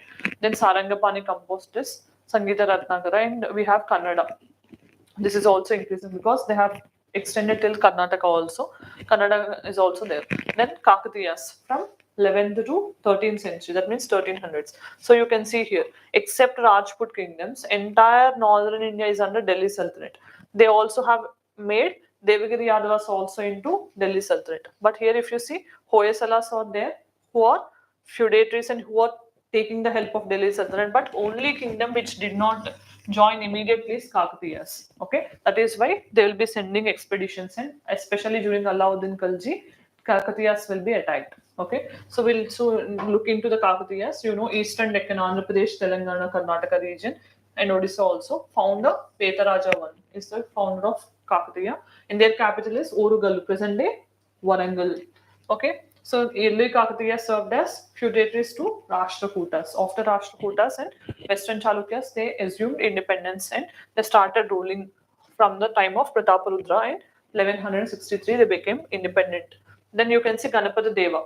He is the first person to expand his to the lowland areas of Godavari and Krishna. Ganapati Deva was followed by his daughter Rudramadevi. Rudramadevi is the most important, you know. At the time, who comes? Marco Polo from Italy. Okay, he'll be coming and he will be visiting during Rudramadevi's rule. And you can see Alauddin Khalji invades Kakatiya kingdom in 1303. That is most important. This year can be asked.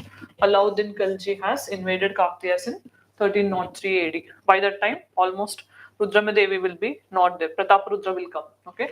So then Prince, you have Jaun Khan who is called Muhammad bin Tughlaq. After Khaljis, again he will defeat this Prataparudra, who is the successor of Rudramadevi, and he will annex this kingdom into Delhi Sultanate. So with that, it will come to an end. So Prince Jaun changed his name of Orugallu to Sultanpur. So that is why Sultanpur is also called as Orugallu or Warangal.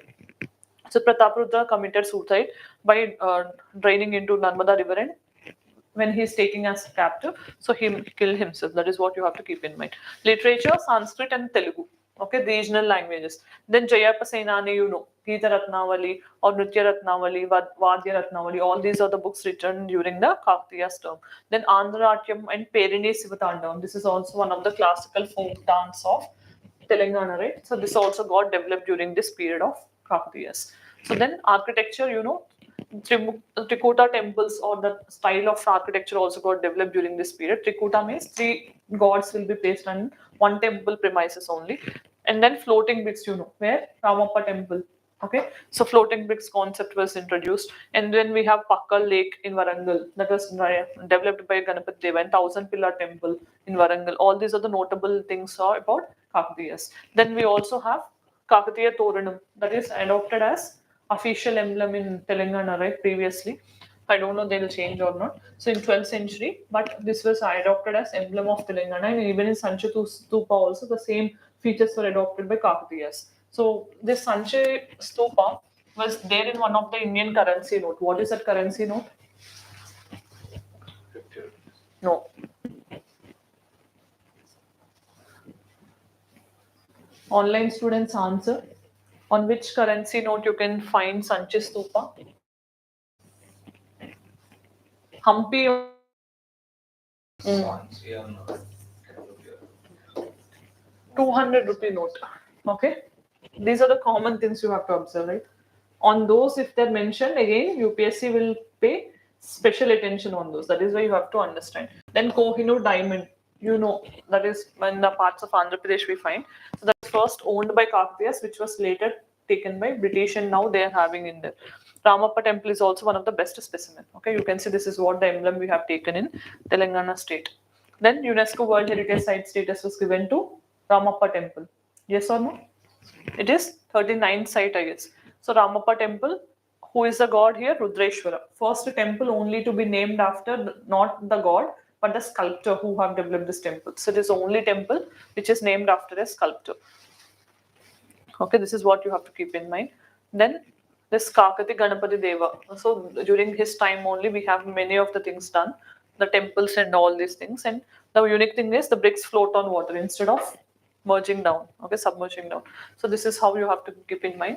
Shikaram and Pradakshina Pati is also very unique here. Okay, so this is what Ramappa temple is. So we have completed the southern kingdoms also.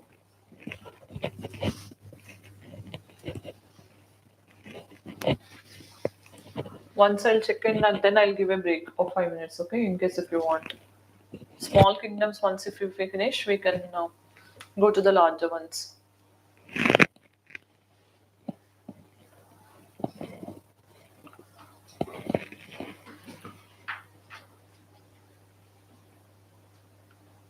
Chalukya, Delhi, Sultanate, Vijayanagara. We have Sangameshtan. Yes. So we'll just discuss Turkish invasion, then we'll start with Delhi Sultanate. Okay. So Delhi Sultanate, Mughal, Vijayanagara, Bakri Sufi. These will be completed in the next part. Okay. I'm completing entire medieval India. So whatever the questions come, you people have to answer. Okay. In that way, I have given extensive information which is factual. Just taking lot of time for me to compile such information. But still, why I'm putting this effort is to cover maximum things. Okay. So Turkish conquest, why it happened? Okay. So Afghans wanted to invade India, but it is the Turks who first invaded India. Okay. They came in the form of Muhammad of Ghazni. Ghazni is not his name, place. Okay. So he came from Ghazni, that is why we named him. Then we have Muhammad of Gor or Gori also we call. So this person has political ambitions. This person wants to loot India for religious reasons and economic reasons. Okay. So this Muhammad of Ghazni, he'll invade India how many times? 17 times. Different years. Okay. So he also destroys or damages. Later again, in 1192, he will be victorious. He'll establish his person, Kutubuddin Aybak, as a slave to take care about India, and he will leave to his empire. In this way, this Turkish invasion, what happened? What is the major result of this Turkish invasion on India? First, it has helped in establishment of first Islamic rule. There is no Islamic kingdom so far, right? In India, in the form of Delhi Sultanate. That is a major thing that happened out of this. Okay, so now we'll quickly see. So you can see after Arab, so in first time it is the Turks who can invade India in the 11th century. That means in thousands only Muhammad of Ghazni will be invading. Okay, so this is what you have to understand. Then Alptigin. So this person is the founder of this Ghaznavid dynasty. Okay, after him he will have his son-in-law called Subtagin. After Alptigin. Okay, he's the founder of this dynasty. No need to remember. Just have a glance over it. Then what happened? So then Shahi kingdom will be failing to check the power of these Ghaznavids. When they are not able to control, what happened? He will extend his empire in the form of Muhammad. Okay, because the Subtagin will be followed by Ismail. That person will be replaced by Muhammad, and he will start controlling. Okay, and he will start this Ghaznavid dynasty, and this person is Muhammad of Ghazni. He doesn't want politically to control India, so you can see like this. He started slowly entering India and he attacked many things. Okay, then what is the condition? Why see any time when these invasions happen, these things. But in case if there are weak independent kingdoms, like we have the time of Ghazni's invasion between 800 to 1200 AD, what are the things we have seen in northern India? So what happened in this present day Pakistan till Kabul? To till there, this particular dynasty is there, but they couldn't withstand this. So they have weak. So what is the capital? You need not remember. Jayapala, you know. Okay, we have discussed Jayapala and Anandapala. So these are from Solanki dynasty. And Kashmir was independent at that time. So if you see, Kannauj was controlled by Rajapala and Guzara Pratigara king in the beginning. So what happened later on? All these independent dynasties like Pala dynasty, Solanki dynasty in Gujarat, Malwa, Paramaras, I told you, Bundelkhand region, Chandelas. Okay, Khajuraho temples. So in this way, everywhere there is independent kingdoms. There is no one full-fledged kingdom which is controlling entire India. Later, you know, Chalukyas in Karnataka, Cholas in the southern part. So everywhere it is disintegrated. That has actually helped the invasion of Turkish people into India. You can see here Muhammad of Ghazni's invasion. So how he invaded? Almost 17 times he made raid in between 1000 to 1027. In 27 years, 17 times he invaded. Okay. Then what is the main reason is not political reason, purely religious and economic. He wants to take money and he wants to develop his own capital. That is what his intention is. So the king Jayapala, so he was the first person who defeated, okay, who was defeated in his hand in 1001. After this, what happened? He himself have filed himself and he immolated himself to suffer that defeat and all. So then what happened? He further extended to Peshawar. So in 1011 again he came and he reached till Taneshwar near Delhi. In 1018 what happened? Muhammad has plundered the city of Mathura and attacked Kannauj. That means till the main center also he could reach. Then of the ruler of Kannauj, who is Rajapala. Okay, one of the ruler of Pala dynasty. He abandoned Kannauj and he later died. In 1019 to 1029, he raided even Gangetic Valley. See how he's expanding slowly. Then 1025, he attacked Somnath temple, which is one of the wealthiest temples at that time on the coast of Kathiawar. So you at that time, this is an image, okay, how it got damaged. Then his expeditions slowly went even till Anhilwad of Tamil Nadu, in Somnath temple areas also. Then after 3 days of fight continuously, what happened? The linga in the Somnath temple was destroyed. Okay, that is why, see, in the 2 years back question they have asked who have inaugurated that Somnath temple renovation work, whether Sarvepalli Radhakrishnan, on that statement was asked 2 years. That means 2022 question paper. Why this? Because Somnath temple is in news because of renovation work in Hindu. They have asked that particular statement. Okay, so Ghazni have looted in all the treasuries of particular time, and they have looted how much? 20 million dinars. Dinar is the currency of which country now? Dinar. UAE and only UAE, Iraq. No. Muhammad came back to India last time in 1027, okay, 1027 to punish the Jats, so who have troubled him in the journey from Somnath. So the Jats were severely punished, and Muhammad of Ghazni have successfully attempted 17 invasions. All 17 were successful. Whatever he have want to do, all those he could achieve. Then what happened? If you estimate how much is a loss, means right from western part till he expanded till Kannauj and Gangetic Plain still there. And you can see these are all the areas which went into his control. Then he also conquered Punjab and Multan provinces also. Then and the Gangetic Valley also was under his control. In this way, everything went under his control. So Muhammad is considered as hero of Islam by medieval historians. He is the first person who could be victorious. In the poet called Firdausi. Okay, so he was in the court of Muhammad and he was the author of Shah Nama. He wrote in his praise. Then Al-Biruni, Al-Biruni is the scholar of Turki dynasty. So he also mentioned in his book called Kitab-i-Hind, okay, the account of Muhammad of Ghore's invasion into India. Then Muhammad of Ghori. So this person is a commander of Muhammad of Ghazni only. After his weakness, he'll become. So you can see here, he's the next important ruler. After the death of Ghazni, almost after 150 years, there is no Turkish invasion on India. Slowly, vassals means what? The feudatories of Ghazni, they will become independent after the death of Ghazni. And taking the advantage of such situation, who will be coming to power is Muizzuddin Muhammad. That he's famous with the name Muhammad of Ghori. Okay, so he will be coming to power. This person, Muhammad of Ghori, so he has political ambitions and he wants to conquer India and extend his empire till India. Okay, that is what he wants to. So you can say like this, from here he started and he went even here. That means still Bengal, Bihar area also he could be. So you can see here Solankis are there, Yadavas, Devagiri Yadavas are there here, and we have here Kakatiyas, Hoysalas, Cheras, Cholas. Like this, independent kingdoms are there. So that became easy for these persons. So then political condition, if you see, after 150 years also, there is no lesson that is learned from Muhammad of Ghazni's invasion. Because no one could stop Ghazni, right? After that also, they started fighting among themselves, but they couldn't take care about what India can be susceptible to. So there is no lesson that was learned. And the persons also have witnessed there is lot of fight between the Rajput princes only. 5 kingdoms are there, right?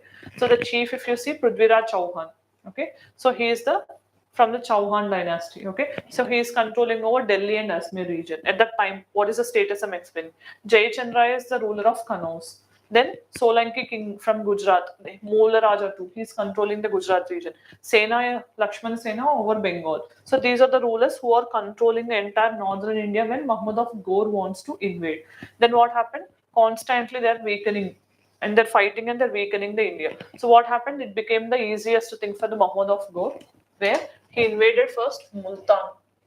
Okay, so then in 1175, is he victorious? Means completely no at that time.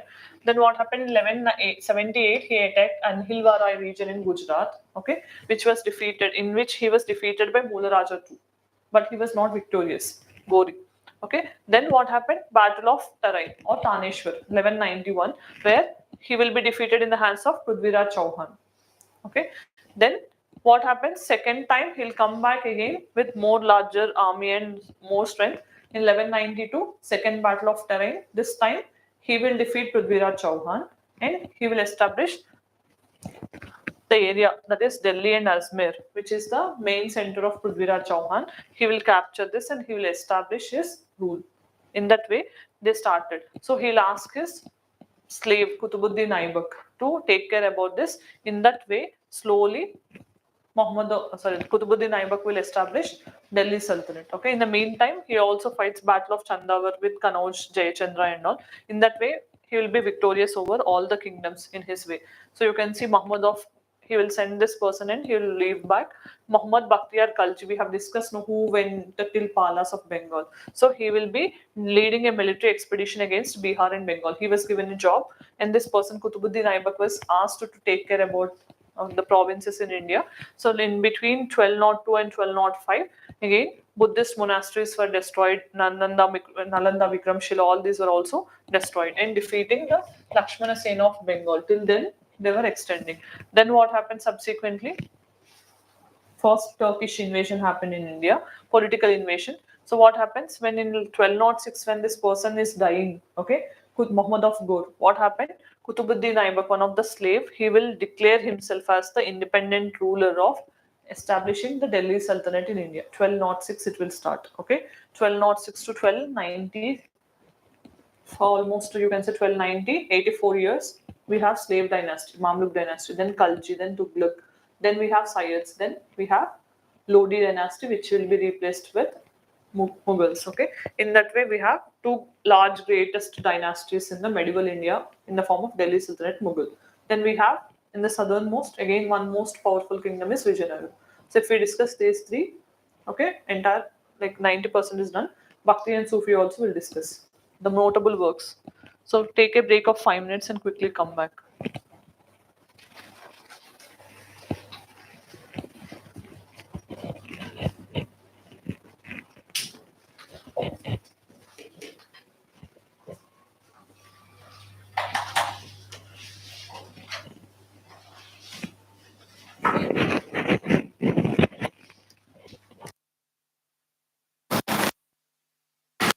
Basket is widened, tax rates are comparatively overall.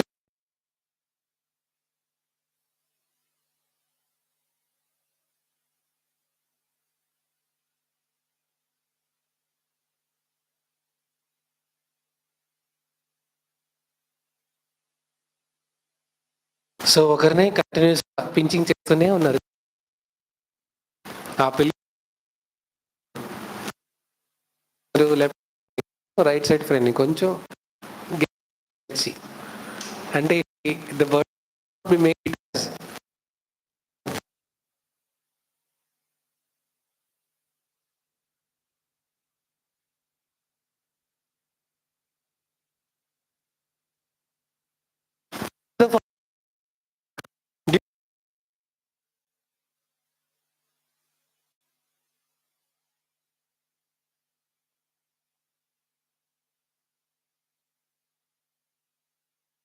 then when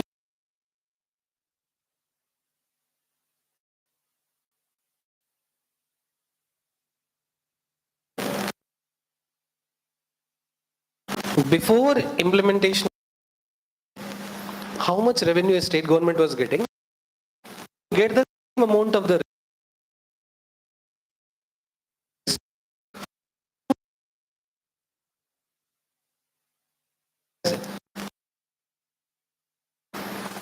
meaning. Chala simple example. Before GST, through state what?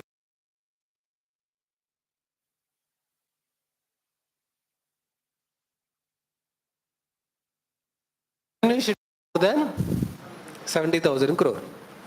But to make it equal to 70,000 crore, how much GST percentage?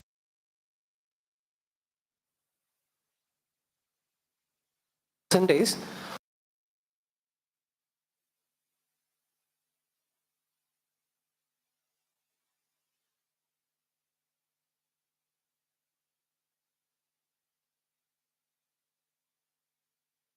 if state is not achieving revenue state because GST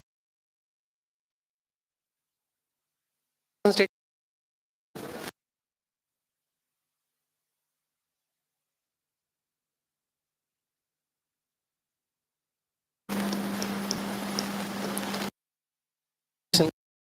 it was explicitly mentioned that 17 to 2020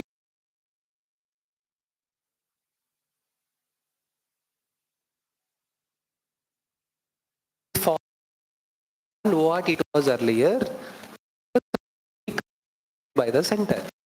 Plus GST compensation clause. Interestingly for this, central government starts collecting GST compensation cess. What is cess?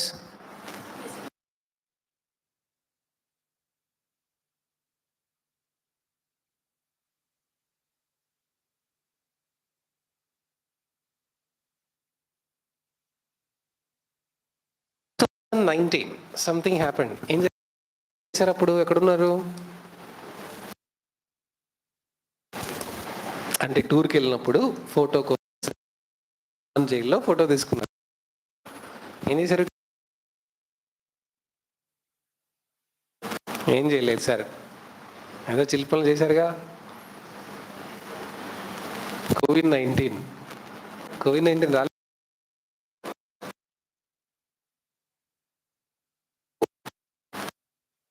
So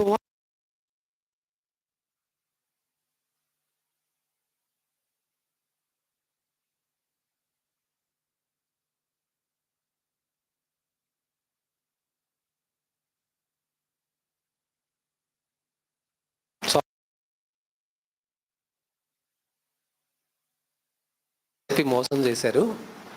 ఎవరు మోసం చేశారు? Central government. So many CM said మా మనోభావాలు దెబ్బతిన్నాయి because in 2019 COVID-19 look at the revenue neutral state, which means normally how much revenue they're supposed to get, but after implementation of GST because of COVID-19 how much they are getting, the difference amount, total amount had to be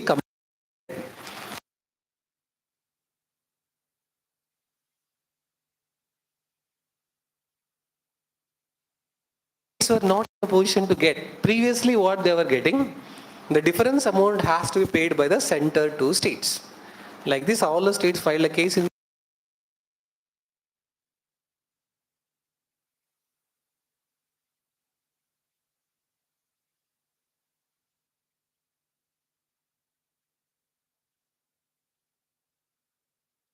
that historic judgment only Supreme Court said that. So center filed an affidavit by saying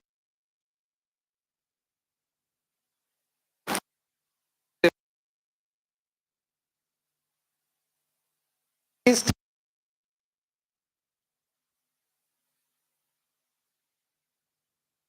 is an act of parliament. So act of parliament is disturbed by act of God. కొన్ని మన చేతి invisible. Correct కదా? క్లాస్లో నిద్ర act of god only. Act of గాడేనా? Goddess.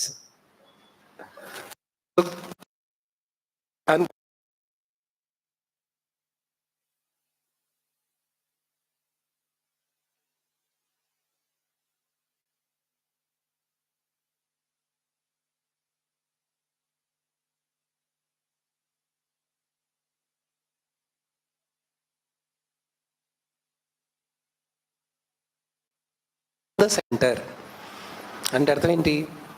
సర్లే ఎన్నెన్నో చదువుకుంటాం అన్ని జరుగుతాయా ఏంటి? సరే ఎన్నో చెప్తాం అన్ని జరుగుతాయా ఏంటి?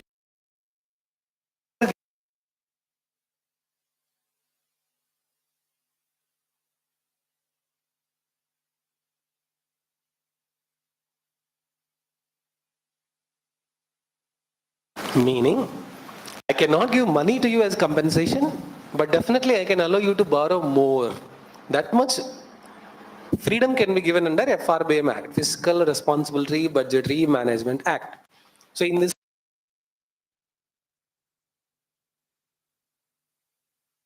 it's only advisory in nature.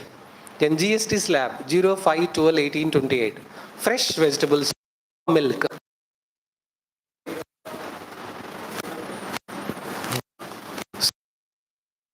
But into butter is collected.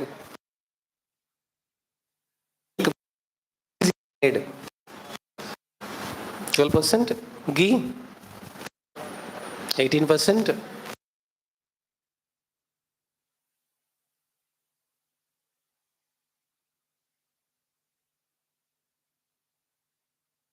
Gold, depending upon the type of the ornament and the percentage of the gold also. Recently,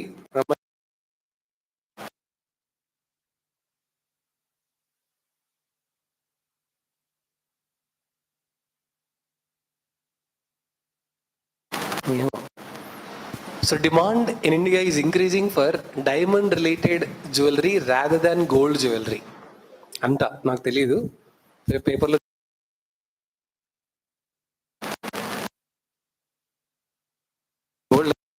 కదా ఆ బంగారం ఈ బంగారం రెండు పాత బంగారమే.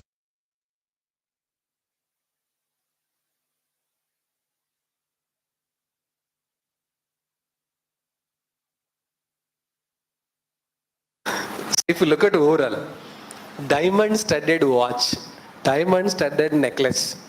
So if you look at inverted duty structure is visible. Duty structure on the GST, on the final product GST is comparatively.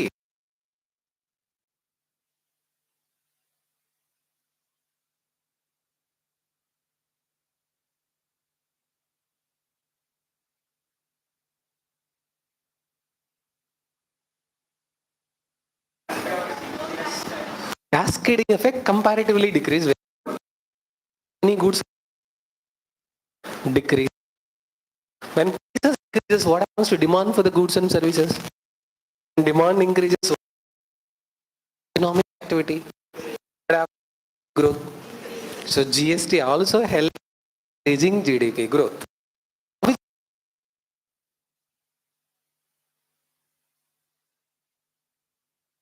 Uniform tax rates are introduced throughout India. Single uniform tax rate 0, 5, 12, 18, 28 slabs.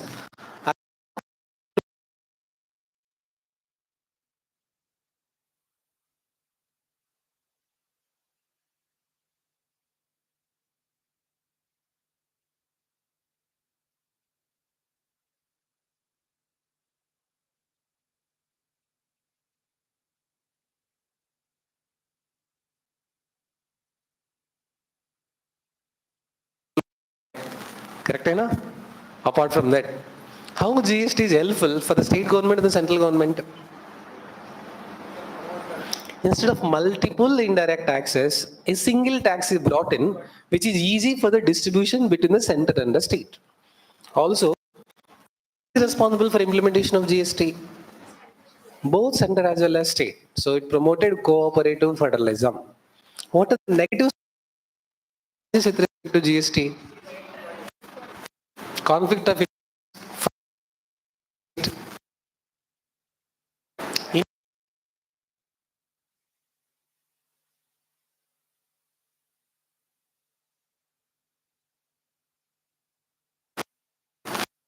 technical glitches. Conflict of interest among the states because a certain product they have to keep under states and say.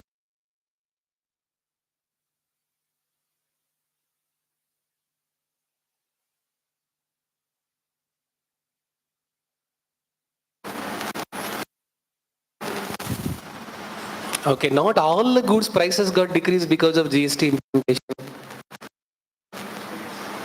Yes.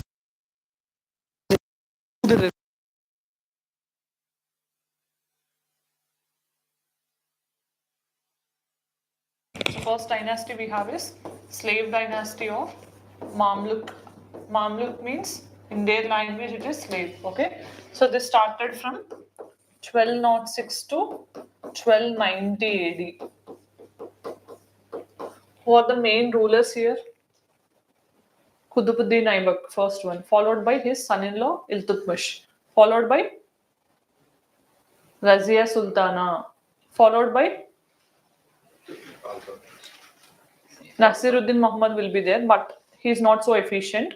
So what will happen? Balban, Ghiyasuddin Balban will take care. Later on also we have some weak rulers. Okay, Ghiyasuddin Balban. Later we have Khalji dynasty. Okay, in that way. So we have 1206 to 1290 AD here. Then we have Khalji dynasty between 1290 to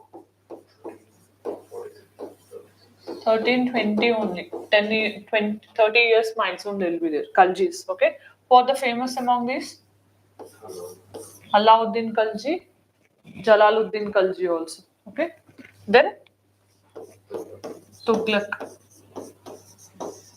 Tughlaq dynasty from 1320 to 1414 AD.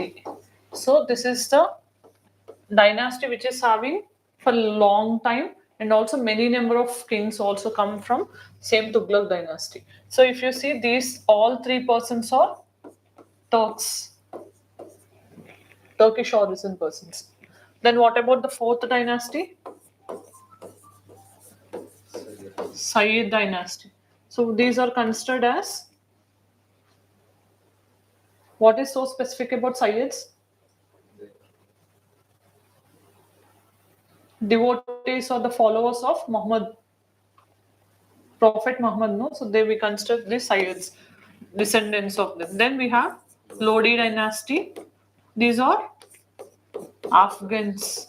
These are not Turks. Okay, this is what one uniqueness. So short time Lodis will be there. Okay, area wise Sayyids will have lesser area. So then this particular dynasty from 1414 to 1451 they'll be there in power. Okay, so this from 1451 to 1526 till Ibrahim Lodi gets defeated in the hands of Babur. So this is how these 5 dynasties are there. So if you see how the questions are being asked, they're asking the uniqueness of the king or whatever the notable things they have done at during their rule and all. Otherwise, they're also asking about the administrative aspects. So in administration, what are the things they have taken care? ICTA system, like these things, they have introduced some new things, no? So Divaniyars, like some departments and some things. Now Rose Festival was started by Giyasuddin Balban. Such unique things are also initiated. So those things will be asked, or otherwise administrative aspects, and art and architecture is also most important area, because from here only we have Indo-Islamic architecture also getting developed. So these are the areas where questions can be asked. So most of the times if you see, I tell you, Muhammad of Ghur, okay, so when he died, so his slave Kutubuddin Aibak has come to power by establishing Delhi Sultanate and specifically slave dynasty that started in 1206 AD. So Muslim invasion, this is the first invasion and successful invasion. So this is the time where Delhi Sultanate was established till 1526. So 5 dynasties I told you. So after commemorating the victory of Islam in India, what did he do? Kutubuddin Aibak, he constructed a Quwwatul Islam mosque. Okay, then he also started Kutub Minar also, right? Kutub Minar, and also Alai Ka Chopra. Okay, so these are the 5 dynasties in the timeline I have given already. So here first 3 dynasties belongs to Turkish. So these are the things which you need to know. Sayyids or Arabs, that means that considered as the descendants I told you of Prophet Muhammad. Lodis are from Afghans. Most number of sultans are from slave dynasty, number of kings. But longest time was ruled by Tughlaq dynasty. Least number of things from Ibrahim Lodi dynasty. Tughlaqs ruled for long time. Khalji ruled for shorter time, 30 years only. Tughlaqs ruled vast territory. Sayyids ruled very least territory. So in this way, each one has its uniqueness. So first one we have is Kutubuddin Aibak, who ruled only for 4 years. Okay, 1206 to 1210. This Aibak was a slave of Muhammad of Ghor. You know, Arabic language that means slave means Mamluk. That is why Mamluk dynasty also we call. So here you can see it was established by Kutubuddin Aibak, hence it is called Mamluk dynasty also. Then what happened? He constructed a mosque called Quwwatul Islam Mosque, okay, to emerge victorious over as he emerged victorious in Delhi by establishing Islam. So then he also constructed Adai Dinka Chopra. This is a mosque in Ajmer, district of Rajasthan. Then what happened? As he marks respect towards Khwaja Kutubuddin Bakhtiyar, okay, so he constructed Kutub Minar in his name, Kutubuddin Bakhtiyar. So this is denoted to a Sufi saint whom he believed in. Okay, actually this construction will be completed by Iltutmish. He starts it. There is a trap. Okay, who starts it means it's a Kutubuddin Aibak, but who completes it means it is Iltutmish. Then, so second ruler we have is Iltutmish. He is the son-in-law of Kutubuddin Aibak. Okay, so then what happened?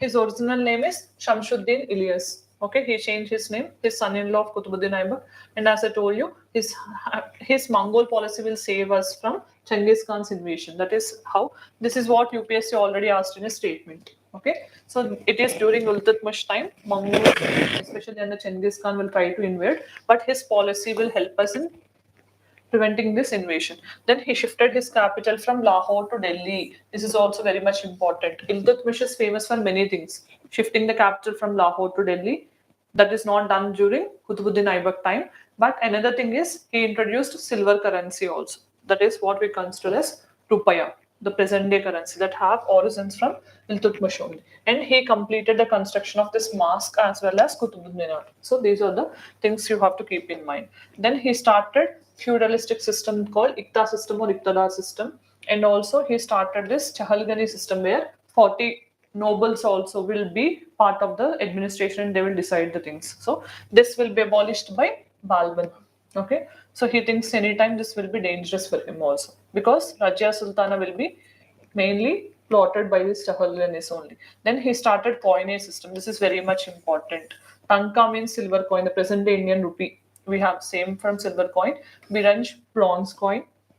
Jittal means copper coin. Then he nominated his daughter called Rajya Sultana as his successor. Okay, so this is how it is functioning. Then Rajya Sultana, why is she famous? Only for 4 years. Okay, what happened? Rajya Sultana became the first female ruler of entire India. Later we have Rudramadevi after her only. So Rajya Sultana, she came after removing her brother. So these are the persons who are there, but still they're not efficient. Ruknuddin Feroz. So she became the first Muslim woman to control India, the ruler of India. She appointed some Africans also in the army and cavalry also. But what happened is she is why because the Muslim nobles doesn't want women to control and they don't want to work under a lady sultan. That is why they will rebel against Raja Sultana. What happens? She'll also marry some other person, governor. That also will not be accepted by this group of 40 nobles. What they will do is they will be plotting to kill these and in the coup they will be killing them. Okay, so this is how Raja Sultana came to an end. Then what happened? Nasruddin Muhammad. So this person is the follower, the next successor of Raja Sultana. Then who decided this person is Chahalganis. Group of 40 will decide this person to become, but he's not so efficient person. Okay, so then who is the person who is helping this person as a minister? It is Balban. Okay, but Balban will ask him to function in this way and how to stop Chahalganis and all. But as he's not listening, what he'll do? He will replace this Nasruddin Muhammad and he will himself will declare himself as the Sultan by adopting the name Ghiyasuddin Balban. So this is what you have to understand. He's the greatest among all the slaves. So what he'll do first, initially he'll abolish Chahalgani because he is not the native ruler, no, he's not the Sultan by lineage. He was only the prime minister who became the Sultan. So anytime he knows that this Chahalganis will you see, like what happened in Rajya Sultana's case, same thing can happen in the Balban's case also. That is why he immediately abolished Chahalgani system. Okay, then so he introduced the concept of divinity of kingship. The same thing was followed even by Alauddin Khalji also, where they consider that king is the divine feature or the godly feature. So that concept of divinity of kingship was invented by Balban along with some other traditions also, like kissing the feet. She's the paibas we call. That means the people who have to touch the feet of the sultan, they have to kiss the sultan's hands and all. And the Persian New Year called Nowruz, so which is also one of the UNESCO intangible cultural heritage. Okay, that is also part started celebrating from the Ghiyasuddin Balban's time. So these are the unique things about Balban. Then he also established a separate department called Diwani Aris. That means defense department. Okay, so these type of things you have to focus. Aris means defense department. Okay, which was initiated. Then Balban also started controlling the robbers and dacoits to promote safe travel for the travelers and all. So then he also started tackling this Mongol issue with blood and iron policy. Means he was very strong to prevent Mongols. Already Mongols tried in the Iltutmish time. No? So further he also wants to stop this. So he sent his son Muhammad to fight against Mongol invasion, but accidentally he will be killed. So understanding that particular instance, he will also weaken after the son's death and subsequently he will also be died. Okay, so that in that way Balban died. Then what happened after him? Kalimullah and Kaimus will become the sultans, but they're also not efficient.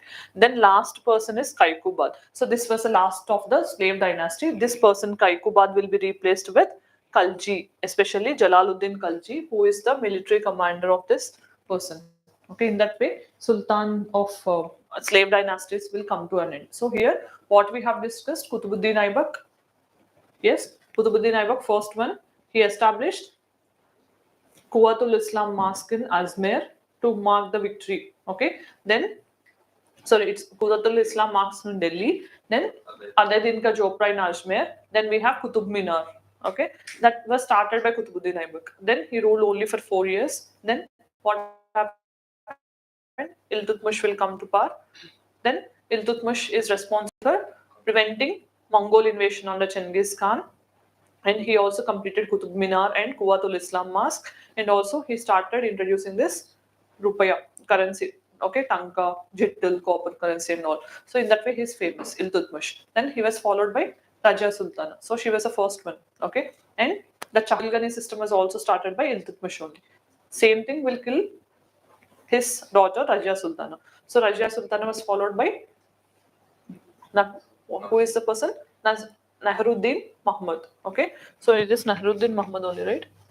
Nasiruddin Muhammad. Okay, so Nasiruddin Muhammad, he will be replaced with Ghiyasuddin Balban. So Ghiyasuddin Balban, he abolished the Chahalgani system, 40 nobles. Then he'll introduce that Shista Paibas, kissing the feet of the kissing hands of the emperor, and Navroz festivals and all. Then adopted the blood and iron policy against Mongol invasions. In that way, he was also the person, and he also adopted the policy of divinity of kingship. Okay, so these are the notable things which he invented. Then last we have is Kaikubad. He will be replaced with Jalaluddin Khalji, establishing Khalji dynasty. So this all happened between 1206 AD to 1290 AD. So in 1290, who is forming the power? Jalaluddin Khalji. Okay, so in this way, second dynasty we have is Khalji dynasties. Okay, this is what I told you. So this Jalaluddin Khalji from 1290 to 1296, only 6 years he was there. So he was a Turk only. I discussed already three first dynasties of Turkish origins only, but he got settled in Afghanistan. So he was also successful against this Mongol invasions into India. What happened is he gave his daughter to Mongol leader Ul Khan. The same person will be related to Babur. Okay, so by some lineage. So then after him, who will be coming to power? Alauddin Khalji, after Jalaluddin Khalji. So he was one of the nephew of Jalaluddin. He will be coming to power. So Devagiri Yadavas we have seen, no? They were invaded by Alauddin Khalji. Same Alauddin Khalji also will try to invade Kakatiyas also. Okay, then Muhammad bin Tughlaq will achieve that actually. So Devagiri is the first South Indian kingdom to receive Islamic invasion. Devagiri Yadavas. So what is the capital? Devagiri means Daulatabad. We have seen already. So later Alauddin will be marching. He'll be replacing his Jalaluddin and he'll come to power. So then what happened? Alauddin Khalji. So very important leader of Khalji dynasty. Why so famous? Because of territorial expansion. Large part of India was under his control. Later in Mughals time, only Akbar could achieve this. Aurangzeb also. Then he's also famous for some different things like market reforms, paying soldiers in cash, drug system, branding of horses, etc. Okay, and you know Padmavat episode is also what made him famous and all. So you can see here he is the most imperialistic person. So if you have seen that movie, what is that movie? Padmavat, I guess, right? So in that movie, they'll show him as illiterate, but he is intelligent person, right? So Devagiri is the first thing which was annexed by Alauddin Khalji, Gujarat, Solanki leaders of Gujarat. Then Ranthambore also in Rajasthan, Chittor Rajputs only, Malwa, Paramas. Okay, so these are all the things which were invaded and captured by Alauddin Khalji. Then he defeated Gujarat kings and married his wife Kamla Devi for the sake of Rani Padmini. Alauddin will attack Chittor. Chittor was captured and Padmini committed Jauhar. Jauhar means self-immolation. Okay, so Alauddin will be. This was described in Padmavat book written by Muhammad Jayasi. Okay, this person has written this episode and all. Then what happened? Malik Kafur, okay, one of the chief of this person, started Southern Indian expedition, and then he defeated Ramchandra Dev of Devagiri Yadavas, Prataparudra of Kakatiyas, and Veera Ballala of Hoysalas. At the same time, Veera and Sundar of Manya dynasty also. Then he erected victory pillar in Rameshwaram. Okay, these are all the South Indian kingdoms which were brought under the control of Delhi Sultanate under Khaljis by Maluk Kafur, who was the commander or the person of Alauddin Khalji. So this all these things were assuming helped him in title called Sikandari Saini. That means Sikandar of coins, like Alexander. Then Alauddin Khalji nominated his son, his Khan, as a successor. Okay. Then what happened? This person, Maluk Kafur, also he wants to assume the government for himself. But after this, what happens? After the death of Maluk Kafur, Kutubuddin Mubarak will come to power because Kids Khan he is not so efficient. So during the times of this Kutubuddin Mubarak, okay, the son of Alauddin Khalji, Devagiri will be completely next. Okay, in the previous time it was defeated but it couldn't annex. Now it completely became part of Delhi Sultanate. And then what happened? Kutubuddin was murdered by his own prime minister called Nasiruddin Khusro. Okay. Kutubuddin Mubarak, or the son of Alauddin Khalji, was murdered by Nasiruddin Khusro, establishing the last Sultan of the Khalji dynasty. Later, Khusro Shah will be dethroned by Ghiyasuddin Tughlaq. Ghiyasuddin Tughlaq followed by Muhammad bin Tughlaq followed by Firoz Shah Tughlaq. So these are the three greatest rulers. So you can see this is the extent of Delhi Sultanate. So the almost entire northern India after Guptas. Okay, Mauryas will extend till here also. Dwara Samudram Hoysalas, Devagiri Yadavas and Kaktiya Varangals. You have Tanjo Cholas and Madurai. So till here the extent is there. So he'll be planning like this. Maluk Kafur, you can see the dashed line.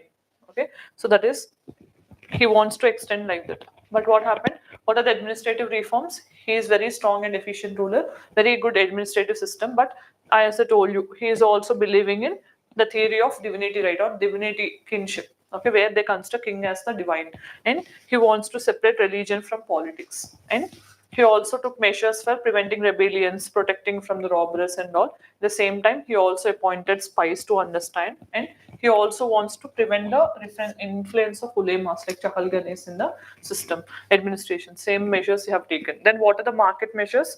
As I told you, first Sultan to pay in cash, okay, to the soldiers.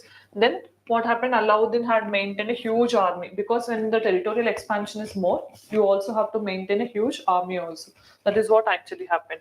Then Sahana e Mandi, this is a in charge of the markets which was started. Okay, so they have kept, so to keep the essential prices and essential things in particular range only. Essential Commodities Act we have no 1955. Same way like this also he started a concept called Shahana e Mandi to keep the prices of essential things in and to stop the black marketing and hoarding. So such measures are very innovative and implementable. Then strong army is there, as I told you, and branding of horses, that system also I discussed, right? So these are all the things which introduced by Alauddin Khalji, and salaries in cash. At the same time, Arizi Mumalik, that means appointment of soldiers in charge department was also started. Then we also have seen Ariz by Ghiyasuddin Balban, right? Here it is Arizi Mumalik, appointment of soldiers. Then revenue reforms. They also started a revenue department called Diwani Mustaq Raj. Very important. Diwani Mustaq Raj. Okay, Department of Revenue. He also introduced measuring the land. Okay, for land revenue assessment and all. Jizya was imposed on non-Muslims for the first time. Who will abolish this? Akbar. Again, who will introduce this? Aurangzeb. So like this, he imposed heavy taxes on sardars and jagirdars and ulemas. Then monuments, Alauddin constructed Siri City and also Alai Darwaja on his name, Alai Darwaja. This is a Alai Darwaja entrance we have. Then we have Tughlaq dynasty. Okay, so who followed here in Khalji dynasty? Jalaluddin Khalji, the founder, followed by Alauddin Khalji, followed by his son. Who is his son? Kutubuddin Mubarak. Okay, then he was replaced by Khusro. Then, who was the last ruler of Khalji dynasty? Khusro will be replaced by Jalaluddin Khalji, right? Nasiruddin Khusro Shah only. He will become the last and he will be replaced by Tughlaq dynasty. And who will be the initial ruler? Ghiyasuddin Tughlaq. Okay. So from 1320 to 1325, 5 years. This entire Tughlaq dynasty will be in operation from 1320 to 1414, means almost 96 years they have been in power. Okay. Then Ghiyasuddin Tughlaq founded Tughlaq dynasty in 1320. He added Tughlaqabad city to Delhi. Tughlaqabad was added here. Who changed the capital from Lahore to Delhi? Iltutmish. Okay, so Tughlaqabad means some provincial addition was done here. He replaced men with horses in the courier system, and what is most important is this dark chowkis are also market type of things were established. Chandani Chowk we call, right. So those type of things were started by him, and his son Prince Jauna Khan means Muhammad bin Tughlaq only. Okay, so he is sent to defeat Pratap of Kakatiyas, and he annexed the kingdom in 1323. That means Devagiri Yadavas came to Delhi Sultanate during the Khalji's time, Maluk Kafur. Later, during whose time it will be annexed completely? Muhammad bin Tughlaq's time. Here, first time Kakatiya's invasion started in Muhammad bin Tughlaq's period only. Okay, so this is what happened. So Ghiyasuddin died accidentally. Then who comes to power? Jauna Khan in the name of Muhammad bin Tughlaq. So second person we have after Ghiyasuddin Tughlaq is Jauna Khan, Muhammad bin Tughlaq. So why he is so famous?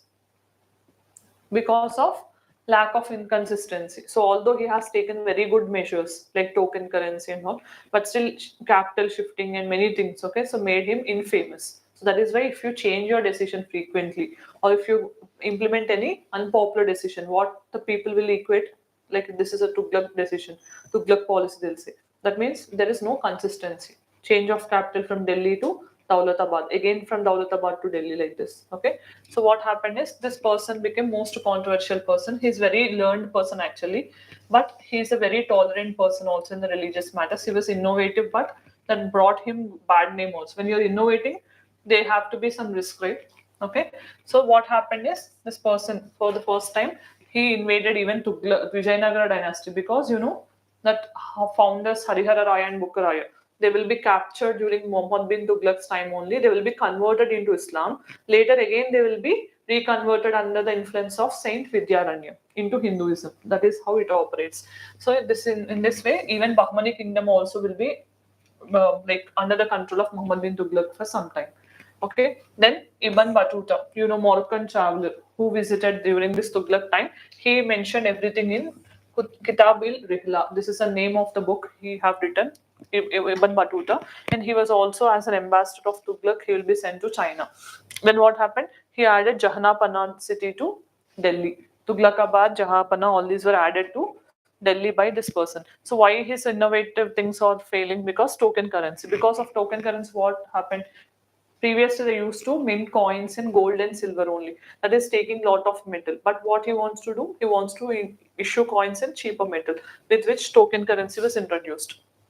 Brass coins especially, okay, instead of silver and all. So he introduced this copper coins you call. The main thing is to save the precious metals like gold and silver, and they wanted to introduce more copper currency money in circulation.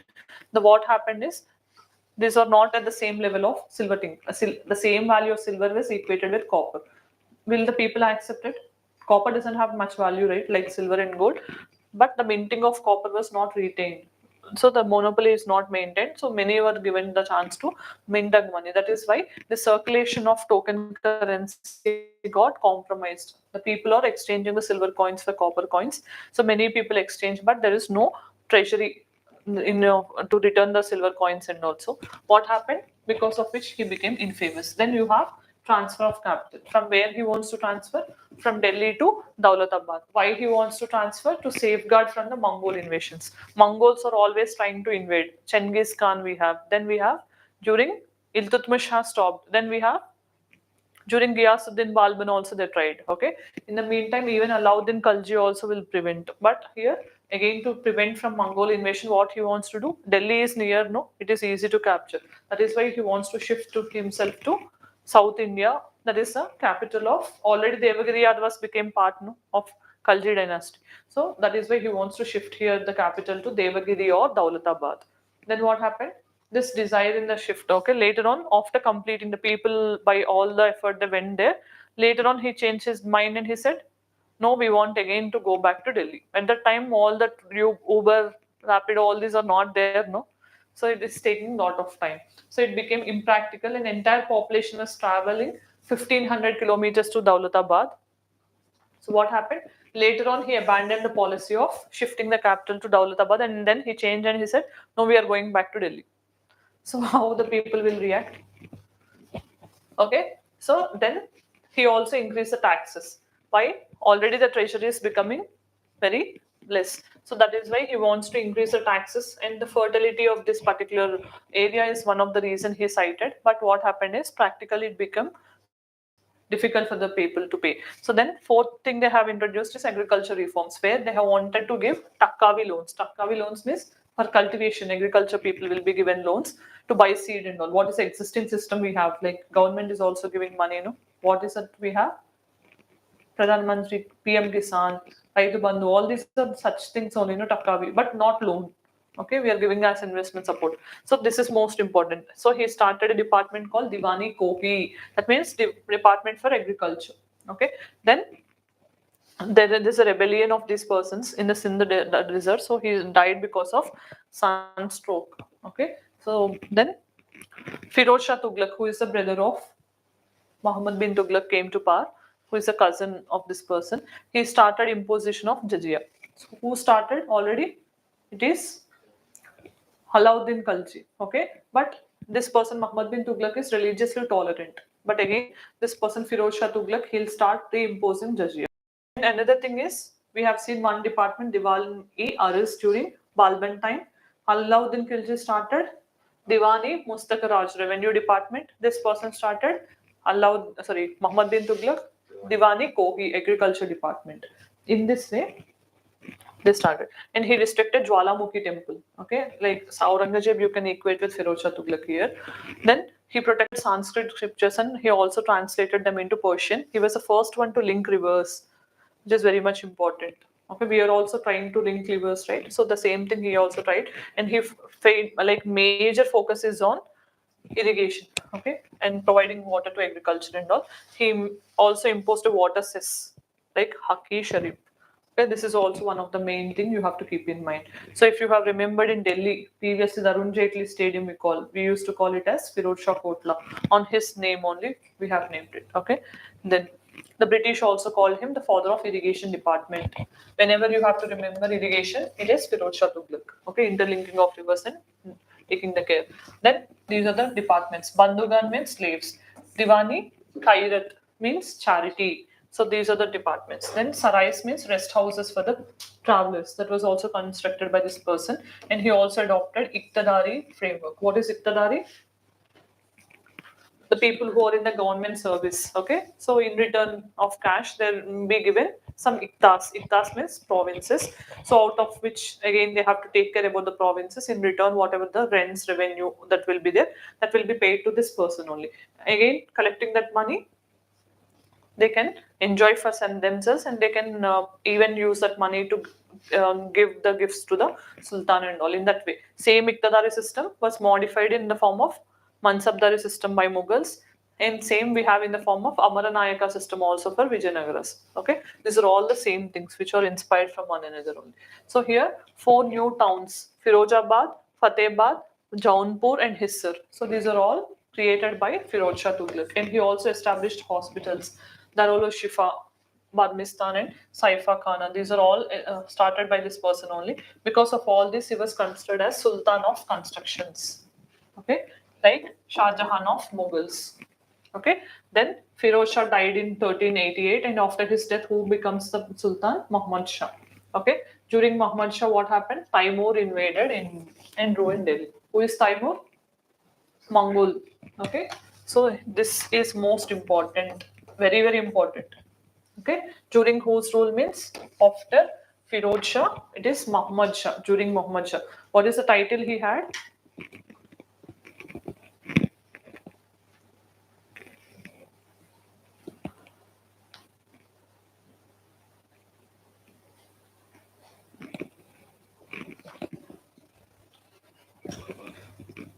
Okay, take it as a homework. Okay, at least by the time we complete the class, try to recall it. Background work. Then Turkish Timur. Okay, this person has claimed over. In Mongols, Genghis Khan have plundered Delhi and without any opposition, because already Muhammad Shah became one of the weak victim here. Then Timur will also have taken the artisans and all, and he wants to build his capital at Samarkand. Okay, so who will be losing this to in the future? Babur, very good. He will be losing Samarkand. Okay, when he is wandering only, he have this thought of invading India, and who will help then? Rajputs will help, right? Who are not having good relations with Lodis, they'll ask Babur to invade and politically capture. So Nasiruddin Muhammad Shah managed to rule up till 1412. Then what happens? Sayyid dynasty and Lodi dynasties will take part. Okay. Then what happened? Sayyids 1414 to 1451. We have seen very less area is under them, and these are the descendants of Prophet Muhammad. Okay, these are Shiite people. Okay, then Taimur appointed Kirs Khan as the governor that of Multan. So this person has established Sayyid dynasty. So till now we have discussed all of Turks, but this person is different. Then Kirs Khan is succeeded by Mubarak Shah, followed by Muhammad Shah. Again, that is Nasiruddin Muhammad Shah. Here another Muhammad Shah comes. Muhammad Shah followed by Alam Shah. In that way, Alam Shah is a philosopher, and he also voluntarily give throne. He gave his throne to Bahlul Lodi to escape outside it, and Bahlul Lodi established the Lodi dynasty. So there is nothing much here you have to remember. Then Lodi dynasty. It started from 1415 to 1526, where Bahlul Lodi is the founder. This is most important. Founder is important. Then we have Afghanistan. The origin is from Afghanistan, and as I told you, Lodis. What is so famous about Lodis? For a very short time they have ruled. Okay. And then it was the greatest he was the greatest Bahlul Lodi, who was the founder, and Sikandar Lodi is the greatest among the Lodis. Then he was a contemporary to the Bhakti saint Kabir Das. Tulsi Das we have no, he's a contemporary to Akbar. Okay, like this you have to keep these things in mind. Sikandar Lodi and Kabir, or contemporaries you can say, but he tortured Muslims. So he constructed Agra city and shifted capital from Delhi to Agra. Okay, this is also one of the important things. Sikandar Lodi. Okay, you have to keep in mind Sikandar Lodi. Two things: Kabir Das was tortured or contemporary, and also he constructed Agra city and shifted capital from Lahore to Delhi.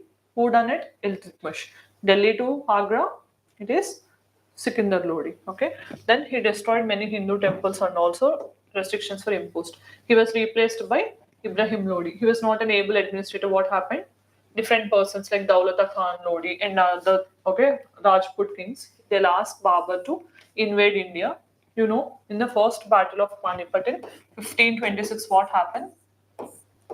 Babur into Ibrahim Lodi. So who will become victorious? Babur will become victorious, and he'll replace Delhi Sultanate with Mughals. In this way, the political thing happened. So Mewar Ranasanga, the Rajput king, also will ask along with Daulat Khan Lodi and all. So Krishna Deva Raya was the emperor at this time when Babur is invading into India. Okay, so this is what you have to keep in mind. Then Babur defeated and killed Ibrahim Lodi in the first battle of Panipat in 1526 AD, and Ibrahim Lodi was the last Sultan of Delhi Sultanate, and he started Mughal rule from 1526. How many battle of Panipats happened? First one in 1526 between Babur and Ibrahim Lodi. Then 1556 between Hemu and Akbar. Then 1761 Ahmad Shah Abdali and Marathas.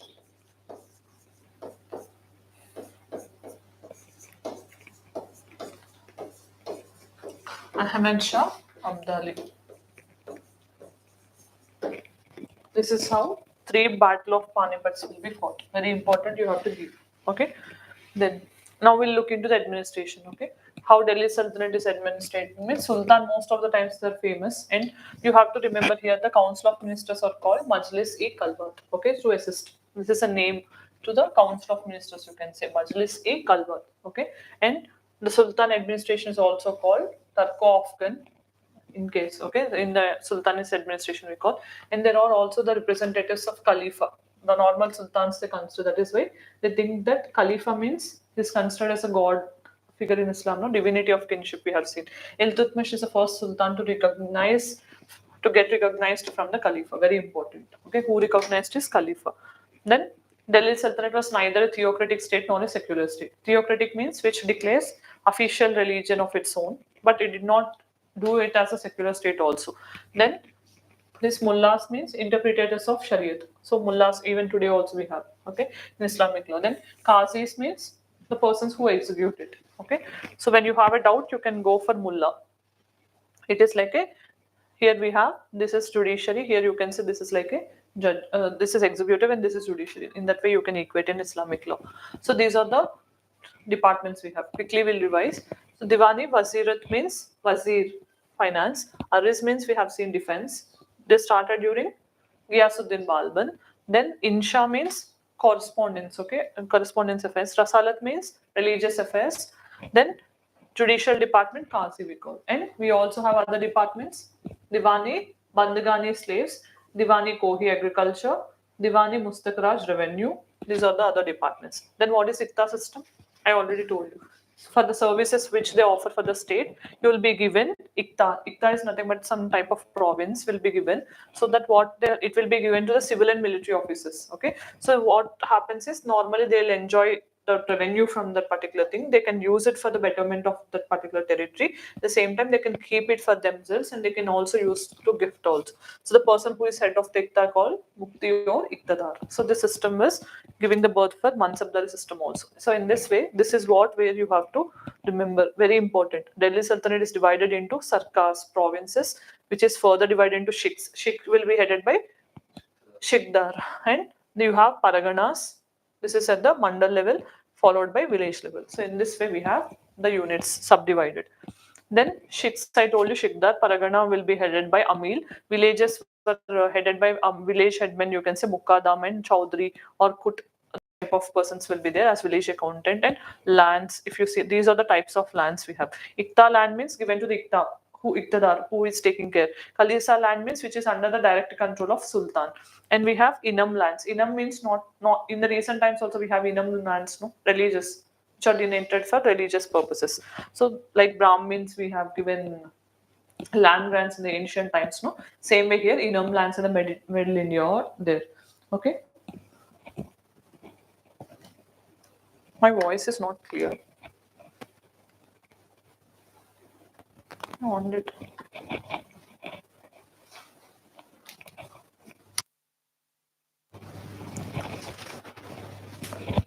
Then how is the economy at that time? Okay, during Delhi Sultanate, as many kingdoms have, same land revenue is a major source. The same time, peasantry, if you see how much they're paying, 1/3 is what they're paying in the form of land revenue. And agriculture is a major source, and you can see peasants, they have different options to grow and all. But at the same time, 1/3 is current. Then most important is Persian wheel. This was used, okay, for lifting the water, mainly from the wells and all. Then the process of urbanization also started, because we have seen number of towns. Tughlaqabad got added. Then Firoz Shah Tughlaq, what he have done, he have created new towns. We have seen Jaunpur, Firozabad and all. So like this, construction of roads also increased. Sarais and restaurants. Who started this? Firoz Shah Tughlaq only. Father of irrigation we consider. Then cotton, textile and silk industry also flourished during this period. And paper making technology also was taken from Chinese and it was implemented here in India by Delhi Sultanate. Then you can see here craft production we call as kapsbas. Okay, this was started in villages in a group form, and we also have karkhanas, means factories for the royal establishment. What is required and all they produce there. And also, if you see, the trade is going even with Central Asia, China, Southeast Asia, and Europe. In all these areas, we have the trade relations with the Delhi Sultanate. Then we have literature and languages. What will be the main language? Persian and Arabic. Okay, so these are the two languages. So new language, Persian became the official language. Then slowly, the Persian mean immediately Amir Khusro. What is his title called? Parrot of India we call, right? Amir Khusro. So he's a most person. Then Ghiyasuddin Barani, one of the most important contributor also to the Delhi Sultanate literature also. And we have Tariqi Firoz Shahi. This is also one book, you can see Firoz Shahi means it is written with respect to his rule. Then we have Jahandar Shah time. Okay, in that way they have given these books. Then Ghiauddin Barani also have written this, but he was a bitter critic of Muhammad bin Tughlaq because of his infamous things. He was always a criticism. Then Minha-us Siraj. So this person wrote Tabakat-e-Nasr, general dynasty, how they have continued till 1260 means about slave dynasty only he have mentioned. Then Abu Bakr has mentioned in his book Chacha Nama, first geographical treatise about the Sindh, how it is there, the status and all. Then Tuti Nama, the parrot. Okay, as we discussed, this was written by Jia Nakshbak. Okay, who is considered as a parrot of India, Amir Khusro. Then a new language called Urdu emerged in the 14th century. That means during the Tughlaq periods, especially. So then regional languages like Bengali, Gujarati, Marathi, Telugu are also developing. Who are developing this? Bengali under Palas, Telugu under Kakatiyas and all. Okay, these are the literature developments. The music, if you see, Amir Khusro again. Okay, so he's one of the famous musician at that time. He's the first one to describe Kashmir as the Eden on the earth. Okay, this is one thing which he has done. Then he's a contemporary of Jalaluddin Khalji, Alauddin Khalji, Ghiyasuddin Tughlaq. That means he covered two dynasties. Remember this, Khaljis and Tughlaqs. Okay. Then he also witnessed the rule of 8 sultans. Very long-lived person. Okay. Strong-lived also. Then Qawwali style. You know what is Qawwali style? Gharanas we have, no? Music, Qawwali music. Okay, that was also developed during this time. And also we have Indian Veena and Iran Tambura. Tambura also one of the music thing we use, right? So these also got developed along with sitar. Sitar also was invented by Amir Khusro only. Okay, so these are the main things. And sarangi and rabab are also introduced by this person only. And Raja Man Singh of Gwalior, you know Man Singh. Okay, so he was also a great musician who called himself as Man Kautal. Okay, so these are the musicians. You can see instruments: sitar, sarad, and sarangi. How they look like. Okay. Then these are the architectural things. You can see Iltutmish tomb was with true arc domes. All these are introduced by Delhi Sultanate only, no? Minar concepts and all. Tomb of Tughlaq showing the sloping walls. This is how they're. Then architecture, if you see, Indo-Islamic architecture, new type of architecture. Okay. Then arc and dome were introduced. So this is most important thing. And use of lime and mortar. Till then we have seen most of the temples are rock cut. We didn't use lime and mortar, but they started using this. And also we have true arcs. Okay, perfect arcs were developed during this time. And also Quwwatul Islam Mosque is the first mosque, and Qutub Minar we have. Then if you say Tomb of Ghiyasuddin Balban, it was a first true arc, and Alai Darwaja by Alauddin Khilji, and this is a gateway to the Quwwatul Islam Mosque. So that is what you have to. That is the first true dome. You have to keep in mind Balban's tomb is the first arc, and this Alauddin Khalji's Darwaja you have, no, that is entrance to Quwwatul Islam Mosque. That is considered as first dome, true dome. Okay, so these are the important aspects. Then Tughlaqs, if you see more new things, one is batter in the sloping of walls. They also started using stone rubbles as a main building material, and also arcs called four-centered arcs were used. Okay, and then they also used emergence of pointed domes and introduction of octagonal tomb buildings. These are the four things which were introduced by Tughlaqs in architecture. Okay. Firoz Shah Tughlaq we have seen, no, man of construction or Sultan of construction. Then Ghiyasuddin Tughlaq added Tughlaqabad. We have seen that already. Muhammad bin Tughlaq added Jahapana to Delhi. Firoz Shah Tughlaq added Firozabad, Jaunpur and all. Muhammad bin Tughlaq built the tomb of Ghiyasuddin. This person will build the tomb of Muhammad bin Tughlaq. Okay. After Tughlaq, Sikandar Lodi will construct Jama Masjid in Agra. This is the first structure in the middle of a garden, like Charbagh style, you can say. So this will become the prominent feature. That is what we consider as Charbagh style. So this is the first one, which was started by Sikandar Lodi. So immediately, this was followed by Mughals. Okay. So this is what we have discussed with respect to Delhi Sultanate. So is the facts clear? There is nothing much to explain except the factual thing. You have to remember. Just go through once and twice. It will be easy. Now it will be fresh, no? After the class or in the evening, just go through them again. So it will be retained for long.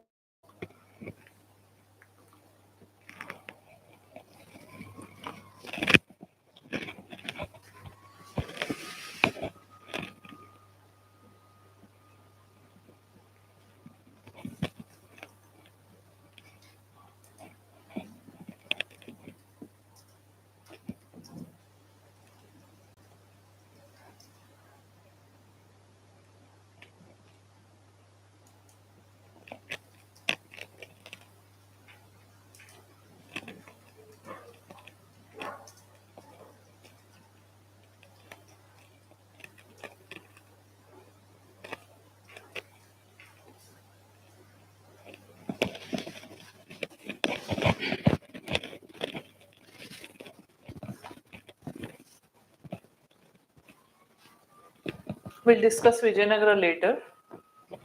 In the sequence, we'll follow Mughals.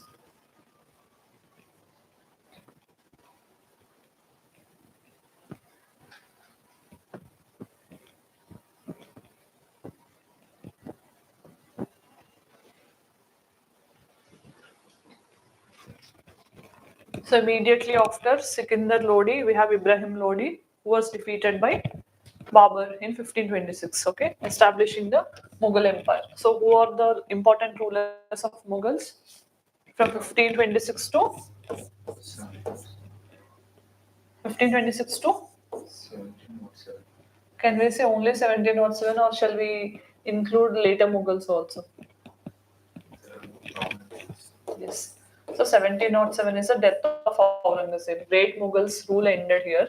Later on also we have later Mughals, but their rule is very insignificant. Okay. The last ruler is who is he? Bahadur Shah Jafar. Okay. Who will be captured during 1857 revolt. Who will be sent to Rangoon. Okay. So in 1526 we have Battle of Panipat, where Babur into Ibrahim Lodi. So this person will be defeated and Babur will establish Mughal rule in India. So this is how Mughal started ruling. So these are the persons who we have to discuss: Babur, Humayun, Akbar, Jahangir, Shah Jahan, then Aurangzeb. So these are all great Mughals. Later on, after the death of Aurangzeb, Mughals will decline. So first one is Babur. Will go accordingly. So you can see Babur. Okay. So first, initially he adopted the throne in Fargana province of Uzbekistan in 1494 only. But later he was able to capture Samarkand, which is the capital of Uzbekistan today also. So he lost this Fargana to Uzbeks. Mongols. Okay, so then he seized Kabul in Afghanistan in 1504. When he came to Kabul, okay, then what happened in 1517? He wants to invade India. When he's wandering in this course only, Daulat Khan Lodi, one of the Afghan chief, along with Mewar Rana Singh. Okay, so Rana Singh of Mewar, Rana Singh of Mewar, these persons will request, okay, because Ibrahim Lodi is not good with them, okay, the Afghan ruler. So what they'll ask is, they'll ask Babur to invade India to defeat Ibrahim Lodi. What happens in 1526? This fight will happen in Panipat. So who will become victorious? Babur. So he will deploy Rumi warfare or Ottoman method of warfare in defeating Ibrahim Lodi. This can also be asked. Then use of cannons also is used for the first time in Battle of Panipat. If you have seen already, they have asked a question on gunpowder once. Okay, it was mentioned for the first time by the use of Babur only. So he captured Delhi and Agra. Okay, because during Lodi's time, especially Sikandar Lodi, he shifted capital from Delhi to Agra. So these two were captured by Babur. Then Babur decided to take on Ranasanga of Chittor, Mewar province. So Ranasanga was defeated in Battle of Kanwa. Was like immediately Battle of Chanderi, Battle of Kanwa, like we have immediate years. 1526 Battle of Panipat, Battle of Kanwa in 1527 with Mewar prince we have, and the Battle of Chanderi we have in 1528. Then Battle of Gagra we have in 1529. Every year he had a battle, and finally in 1530 he will die. Okay, Battle of Chanderi with Medini Roy. Okay, battle. He also fought a Battle of Gagra with Ibrahim Lodi's brother Muhammad Lodi, and he will also become victorious. Then he dies in 1530. Then what happened? He also used Persian as well as Arabic. Delhi Sultanate, Persian is official language. Here he also used Arabic. Then his autobiography. He has written his own biography called Tuzki Baburi in Turkish language. Okay, so this is what you have to keep in mind. Then next one we have is Nasruddin Muhammad Humayun after Babur. But his role is very interesting because he's not continuously ruling India. In the meantime, one another Afghan ruler called Sher Shah Sur from Sur dynasty will capture the power. So Humayun has to flee away. Later on, again, when the weakness is there and Sher Shah Sur will lose his prominence, again he'll come and he'll capture. Then he will succeed with Akbar in that way. Okay. So what happened? 1530, Babur died. Humayun means actually fortune. He will take the title. Okay. So he was faced with the problems of weak financial system because Babur is waging wars every year, no, continuously. So financially it became weak, and also Afghans are becoming a threat, okay, to this person. So Afghan power is increasing. That is why, especially under Sher Khan or Sher Shah, what happened is this Humayun has to flee. So he got defeated in the Battle of Chunar, and Sher Shah so defeated Humayun in the Battle of Chausa. This happened in 1539 after 9 years of Babur's death. In Battle of Kannauj 1540, Sher Shah so defeated again Humayun twice. Okay, so he got defeated. Then Sur dynasty. So here we have Sher Shah Sur's reference also. No? So this is between 1545 to 1555. That means 15 years he have ruled. In 1556, who will come to power? Akbar. Okay, immediately. After this 1 year only, Humayun will be there. In 1556, he'll come to power. Founder is Sher Shah Sur. His original name is Farid. Okay, so he introduced new silver coins called Dam. And you know, this was in circulation till 1835 onward. Till then, he also built a mausoleum at Sasaram. He has built his own tomb or mosque, you call, okay? So to bury him. So this is the first, okay, in Sasaram of Bihar. Then you can see here, his father was a Jagir of Sasaram in Bihar under Lodis. So again, so in afterwards, if you see Turkish rule we have in Delhi Sultanate, Lodis or Afghans. Again, these persons are also Turkish in origin only. Like Turkish and Mongol origin, both they have Baburs and all. Then immediately in the meantime, we have Afghan rule under Sher Sur. Again, we have Akbar and all under the Mughals in this way. So after defeating the Humayun, he take the title called Sher Sur in Sher Shah Surin 1540. Almost for 15 years he'll be there. After the Lodis, he will be the second person from the Afghan origin to rule India. And he ruled for 15 years. He's the second Afghan empire, I told you. Then he defeated and conquered Malwa in 1542 from Battle of Chanderi, what we have seen. And he died in accident in 1545 by a blast of gunpowder. Then Humayun has reconquered India after his successors. Okay, they're not so strong like Seshasur. Then what happened? What are the reforms? He's highly centralized administrator, and we have this Wazirat means revenue. We have seen Ariz means what is Ariz? Military department. We have seen army. Rasalat means foreign affairs. Insha means communications. So these are the reforms or departments which he maintained. Then his empire was divided into 47 sarkars. We have seen sarkars divided into like that. We have seen no same sarkars divided into sheikhs. Okay, Amin means land revenue, Fotedar means treasurer, Karpuns means accountants. In this way, he maintained. And Shikdar is the main person who is maintaining the law and order. Munsif means a judge. So this is how he constructed 4 main highways. You can see Bangladesh to Pakistan, in Agra to MP, we have Jodhpur to Chittor, Lahore to Sultan, and Multan. Also, we have GT, Grand Trunk Road, also developed during Sesha Sur time only. Grand Trunk Road also you can see here. Then Malik Muhammad Jayasi, that Padmavat he has written no about Alauddin Khalji. That was written during his time, Shesa Sur's time. Okay. Then he also built a wall city called Purana Killa in Delhi, Old Fort we call. Then he has built his own mausoleum in Sasaram in Bihar. These are the main things. Then who came to power after Shisha's death? Humayun. Okay. And then Humayun after 1540, because 2 battles we have seen, the Battle of Chausa and this is Battle of Chausa. In 1539 also, he'll wage a battle and he will defeat, no? 39 Chausa.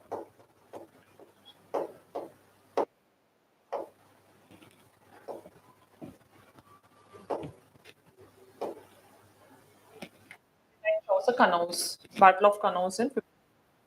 Okay, so these battles are important. Every 1 year we have to. Then Humayun we have seen. So what happened? After coming back in 1542, he'll try. Okay, there Akbar will be born in one of the Rajput kingdom in Rana Prasad shelter. 1545 he'll defeat Afghans and he'll again recover the Mughal throne. His biography was written by his wife Gulban Ban Begum in Persian language, and he is buried in Delhi. So Lahore is a burial place of Babur, but Humayun's tomb is the first tomb to be constructed in Delhi. Okay, this became the main feature for the notable things in the Mughal architecture. So this is one where red sandstone was used, and perfect domes and all these were used. Charbagh style it was constructed. So you can see this was the first garden dome to be constructed on Indian soil. You can see it was inspired, again it inspired the construction of Taj Mahal. Charbagh I told you. Charbagh means 4 gardens, 4 sides. In the middle you have this.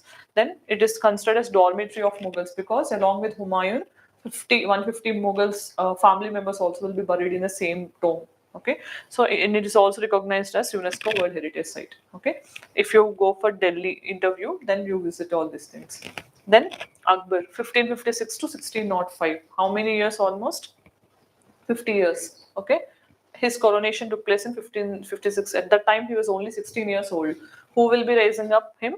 Bairam Khan. Okay, later he will only be killed in the hands of Akbar I call. So defeat of Hemu, you know, Battle of Panipat. This is second battle after first battle under Babur. So Malwa was conquered in 1562. Again Gujarat, like this he will be occupying everything, and he'll build a new capital called Fatehpur Sikri when he got Gujarat from the Muzaffar Shah. To commemorate the victory, he constructed a new building or new city called Fatehpur Sikri, and Battle of Haldigati. This is in 1576. Rana Pratap Singh, okay, of Man Singh. He will be helping the Mughals. So you can see this is an entire area under Mughal control. So except this part, on southern part, who is ruling here? Golconda, Qutub Shah is. Okay. Here we have Ahmednagar. These are all Bahmanis. And here we have Polygars. Polygars are the feudatories of Vijayanagara later on. Okay. So in this way they came to power. Then Rajput policy, he was good with Rajputs because he married Rajputs. Okay, Rajput of Baramal's daughter was married. Then Rajput Bhagwan Das, Man Singh, they were given important positions in the Akbar's court. Then religious policy, if you see, he's religiously tolerant, right? Pilgrim tax, jizya, all these were abolished by Akbar.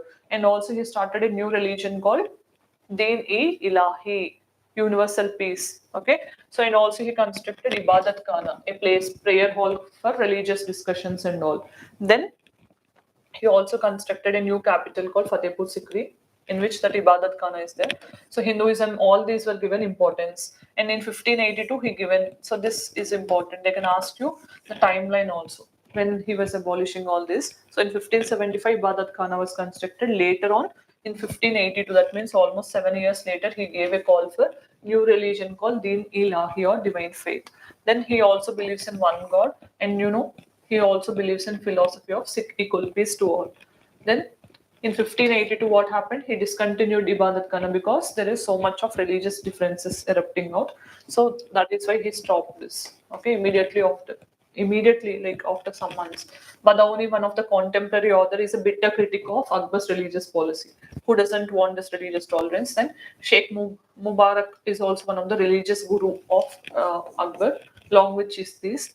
Akbar's new religious policy was drafted by Abul Faizi, okay, who will write Akbar Nama and all. So then these are the important events you have to keep in mind. 1563, first pilgrimage tax was abolished. Then Jizya was abolished. Then 1571-72, Fatehpur Sikri was constructed. 75, Ibadat Khana.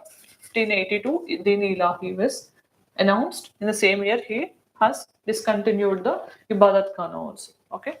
Then land revenue system is called Jabti system or Bandobast system. Okay. So this was developed by Raja Todarmal.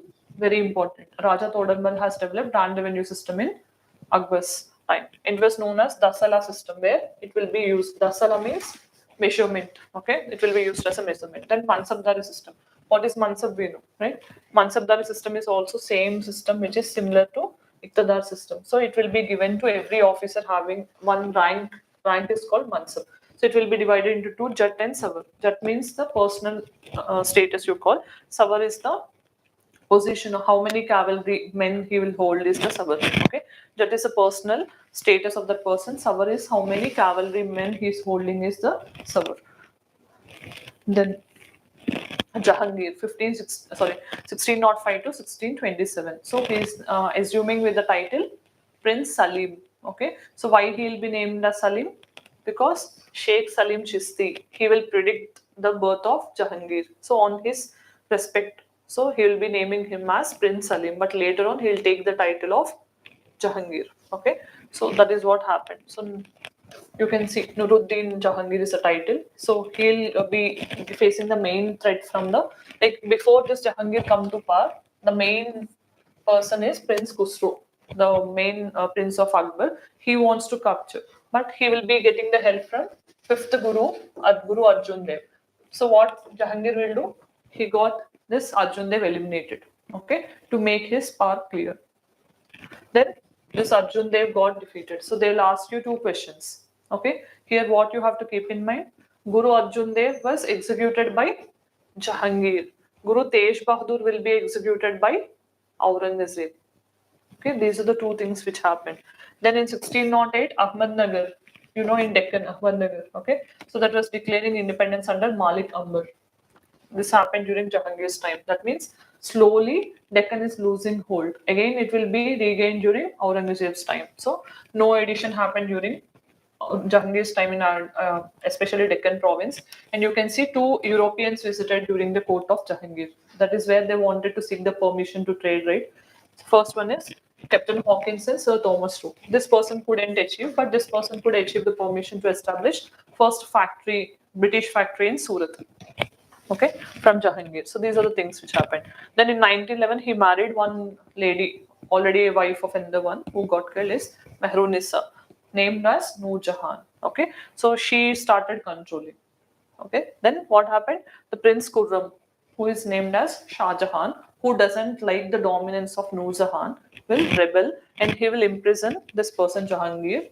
Okay, and this person will die and he will be buried in Lahore. If you see Babur, he got buried in Lahore. Humayun, Delhi, tomb. What about Akbar? It's not in Delhi, right? That means it is also in Lahore. Okay. Then Jahangir got buried again in Lahore. Okay. This is what Jahangir's tomb in Lahore. Now we need a visa to go there. Then Shah Jahan. Shah Jahan came to power after Jahangir's death in 1627. So, you know, again, he started trying to recover Kandahar and all these regions, northwestern part, and Deccan policy was more successful. He defeated Ahmednagar, Malik Amber, we have seen, no, that was brought, and Bijapur and Golconda, all these are Bahmani kingdoms only. These are also made to sign a treaty, and Shivaji's father, Shaji Bhonsle also was defeated by this person, Shah Jahan. Okay, Shivaji will face most from Aurangzeb. So father, son. You can see 1631, Shah Jahan's wife, Mumtaz Mahal, you know, she'll die. In commemoration, he'll build a mausoleum for her called Taj Mahal. That is world famous. Again, you know, he was a contemporary to Louis XIV, the King of France. Okay, this is what you have to keep in mind.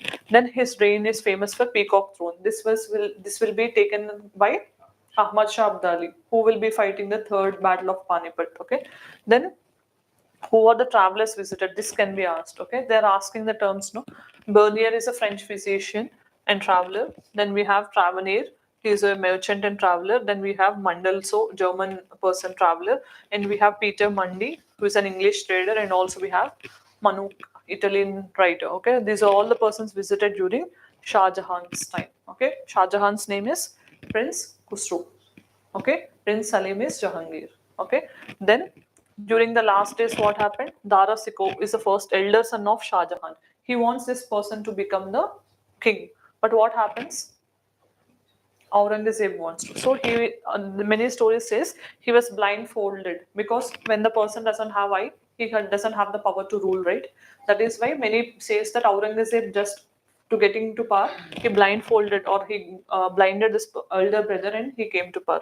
So what happened? A war of succession emerged, and again, who became victorious? Aurangzeb. This Dara Sikho is very good philosopher.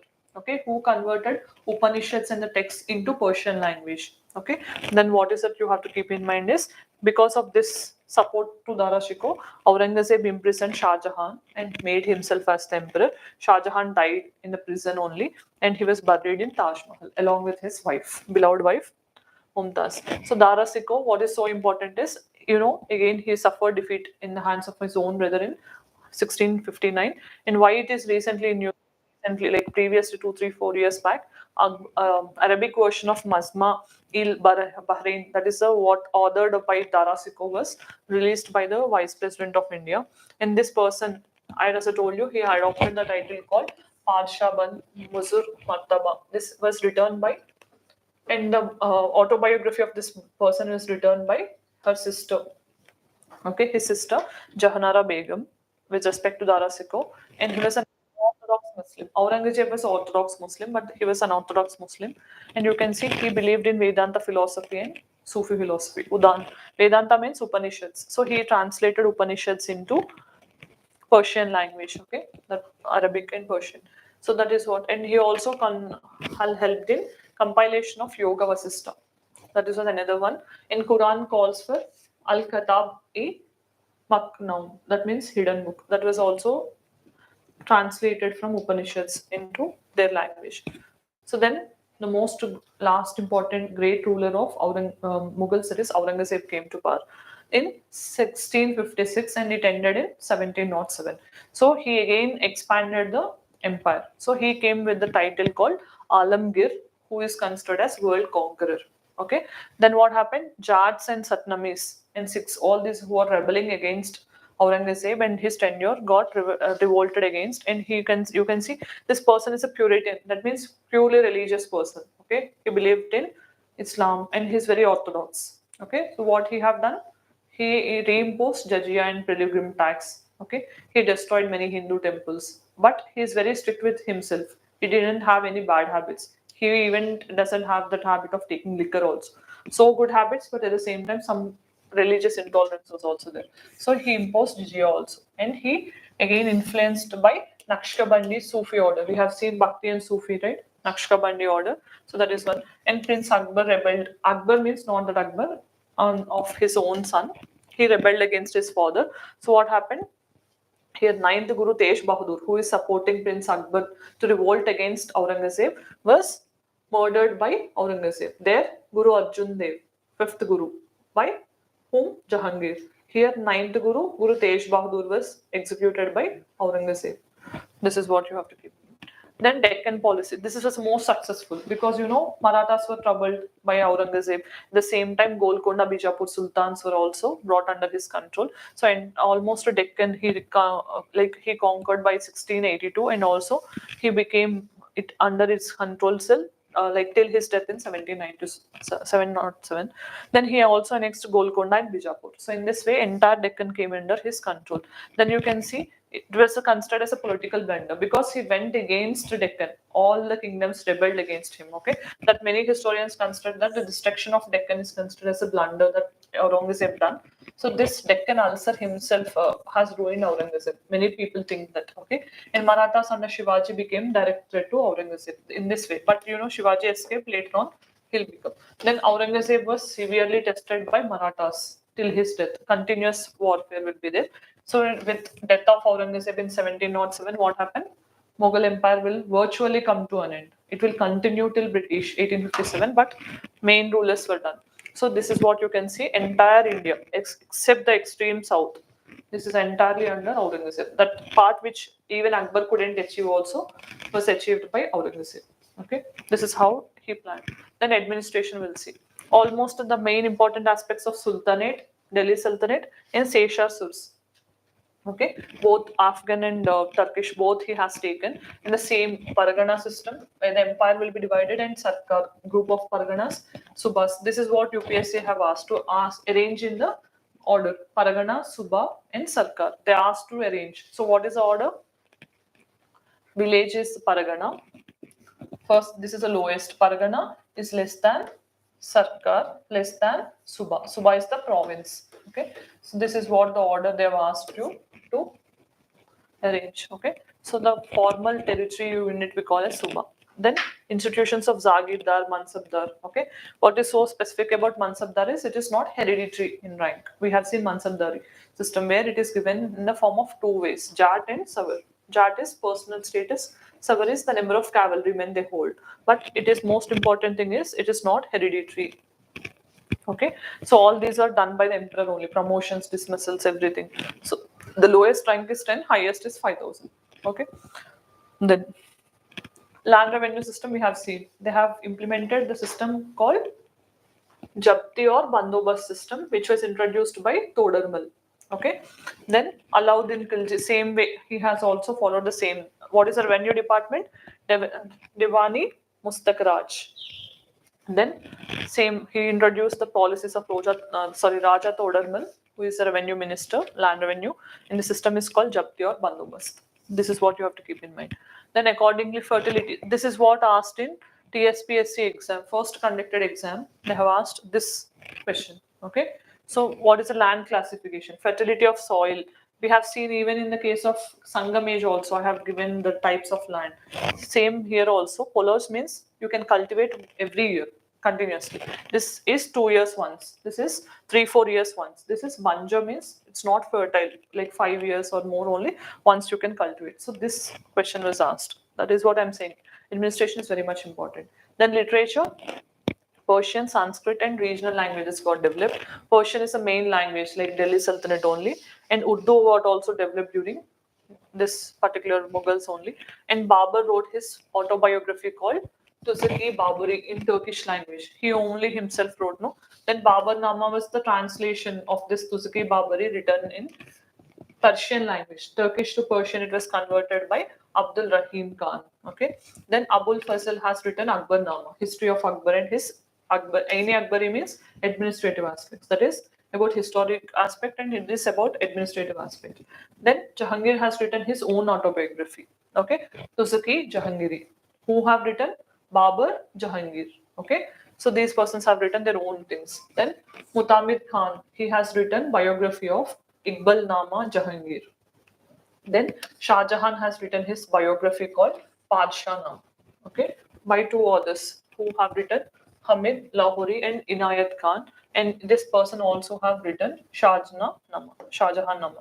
Then Mahabharata was translated under the supervision of Abul Faizi, who is the brother of Abul Faisal, who is a court poet of Akbar. Okay, that happened during this period. And you have seen Dara Sikho, who have converted Upanishads into Persian also, Bhagavad Gita also into Persian, with the name Mazma ul Bahrain.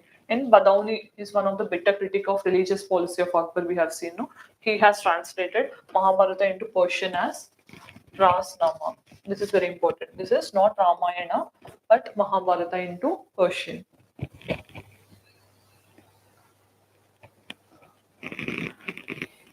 Then regional languages, if you see, like Bengali, Oriya, Rajasthani, Gujarati, all this got developed. Hindi poets also started. And you know, as I told you, Tulsidas, who is the contemporary of Akbar, who have authored Ramcharitamanas, okay, and Ramayana. So then we have Jagannath Panditaradhya, who is also mainly instrumental person who have written 2 books, Ganga Lahari and Rasagnanandanu. Okay.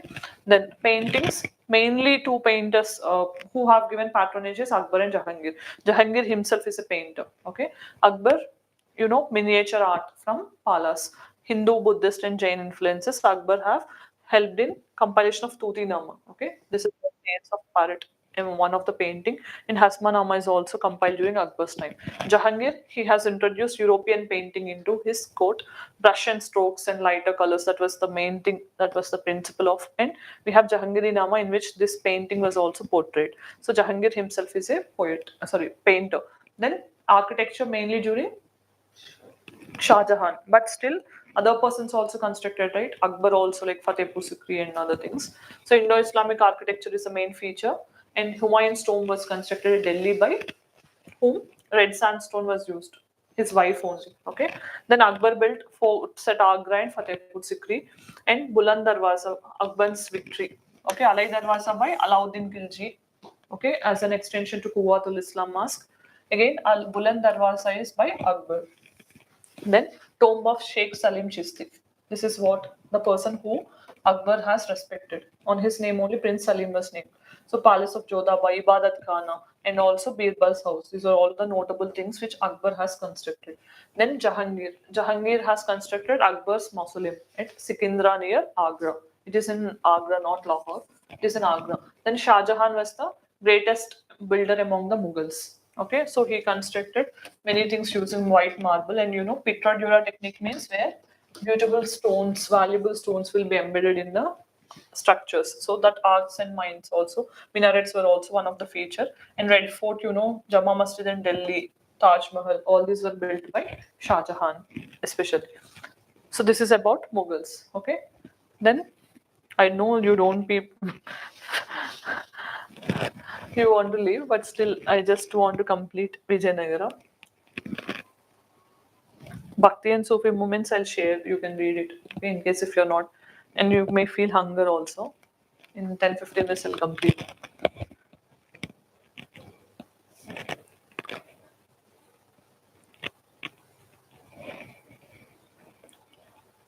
Sorry, in this only we have, I guess. Sorry. Previous period.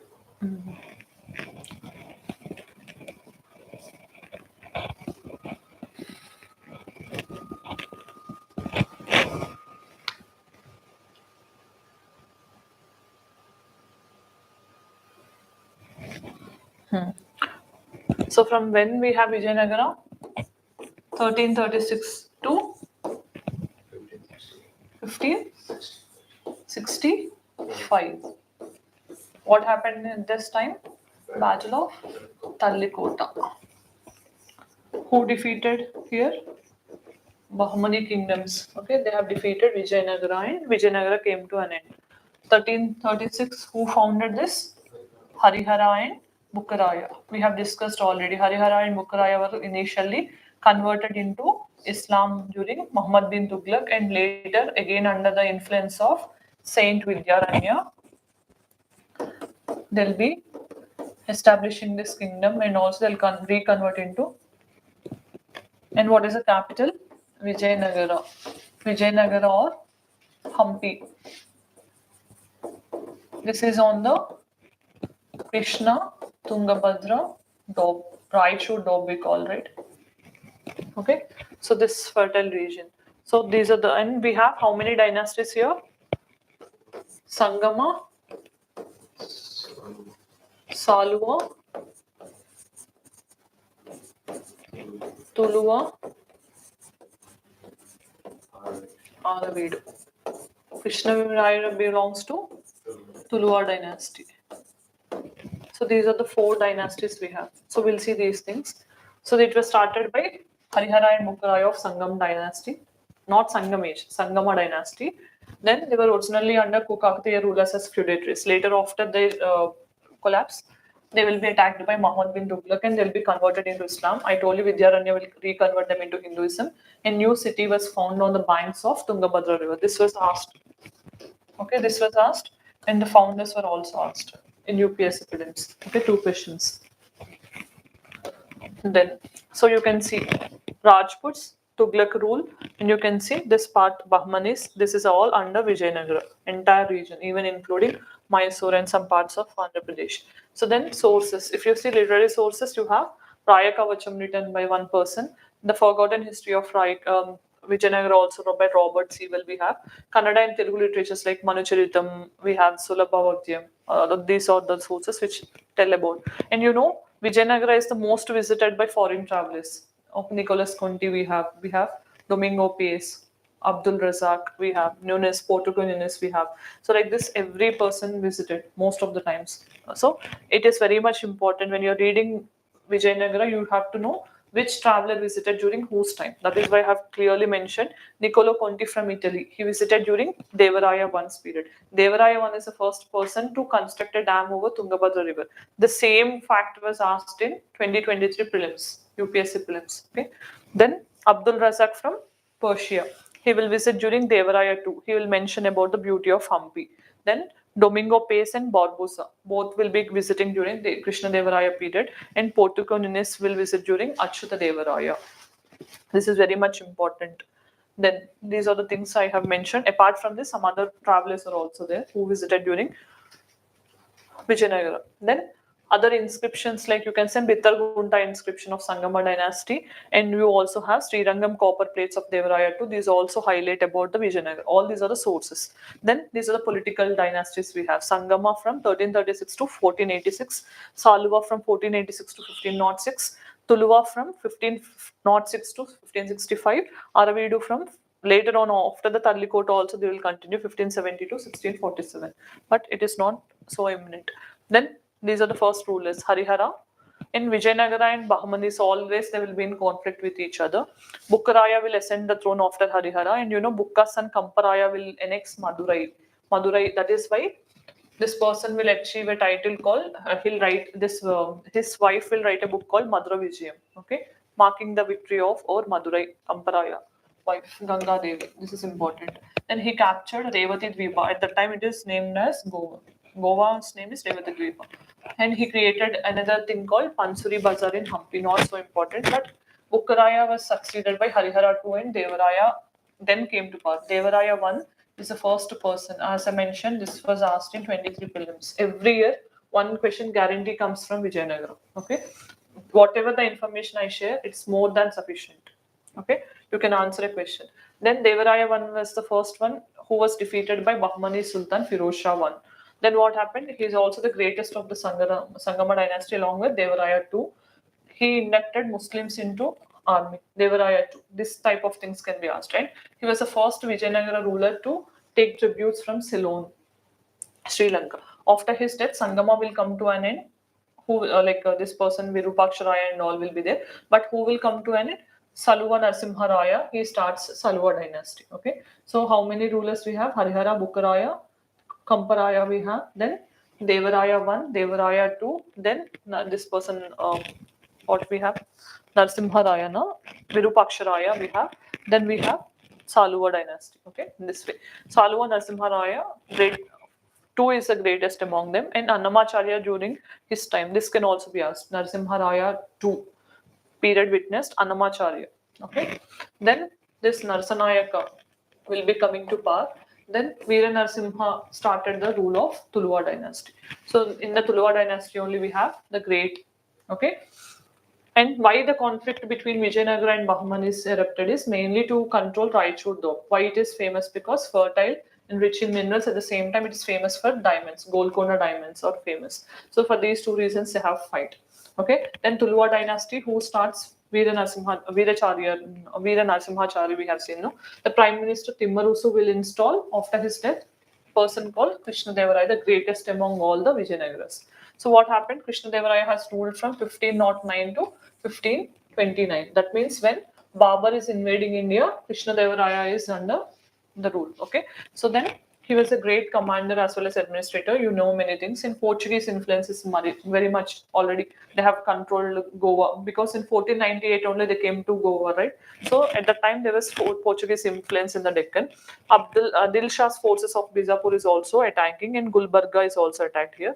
Yavana Raja Sthapanacharya means he took the title. Yavana Raja means he maintained it. Okay, that is why he got the title, and he started his eastern campaign in 1513, where Udaygiri, this is the first port, okay, which was captured by Krishnadevaraya, and Prataparudra Gajapati of Orissa also was defeated by him. He married Gajapati princess Takka Devi and Annapurna Devi, Tukka Devi we call. Raichur campaign was famous, and he defeated Ismail Adil Shah, okay, of this particular dynasty. And Portuguese governor Albuquerque we have, no, so he concluded a treaty with Krishnadevaraya. This is also very much important. Then 1510 he captured Goa from Bijapur Sultan. Okay, then he is also having the title Andhra Bhoja, the greatest among the Andhra rulers. And he is famous for Ashtadiggajas, 8. Okay, Ashtadiggajas, and Vaishnava. He's a Vaishnavite, and later on he will follow Achyuta Devaraya. What is so special about Achyuta Devaraya?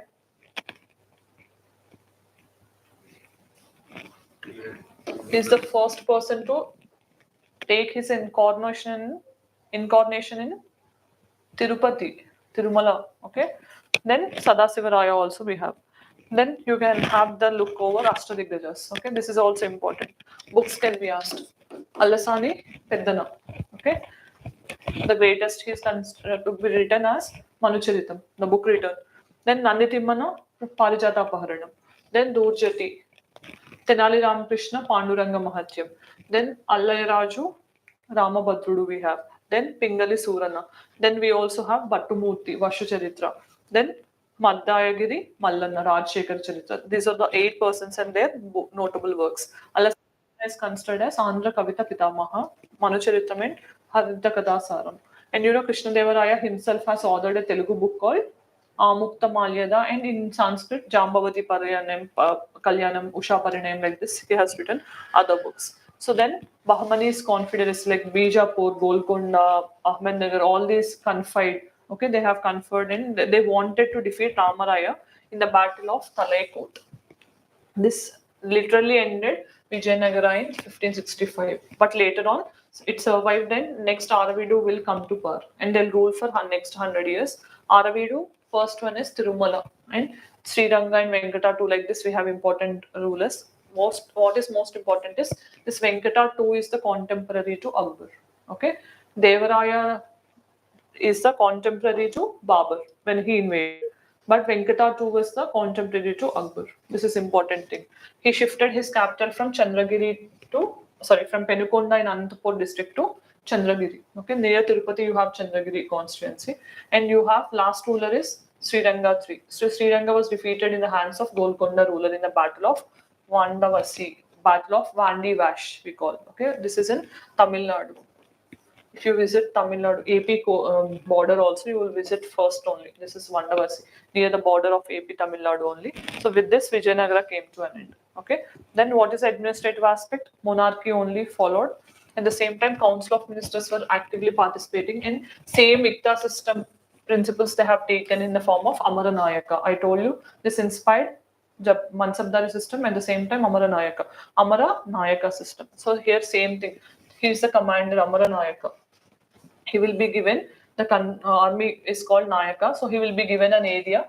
He can expand agriculture, he can generate revenue there, for which he will be collecting the taxes, and that money he can keep and he can maintain the army and all, and he can also use it for sending gifts and tributes to the king. In that way, Amaranayaka system is very unique feature. On this also UPSC has asked questions. Okay, and administration, if you see, entire empire is divided into mandalams, in nadus into stalas, into gramas. In this way, it is further divided.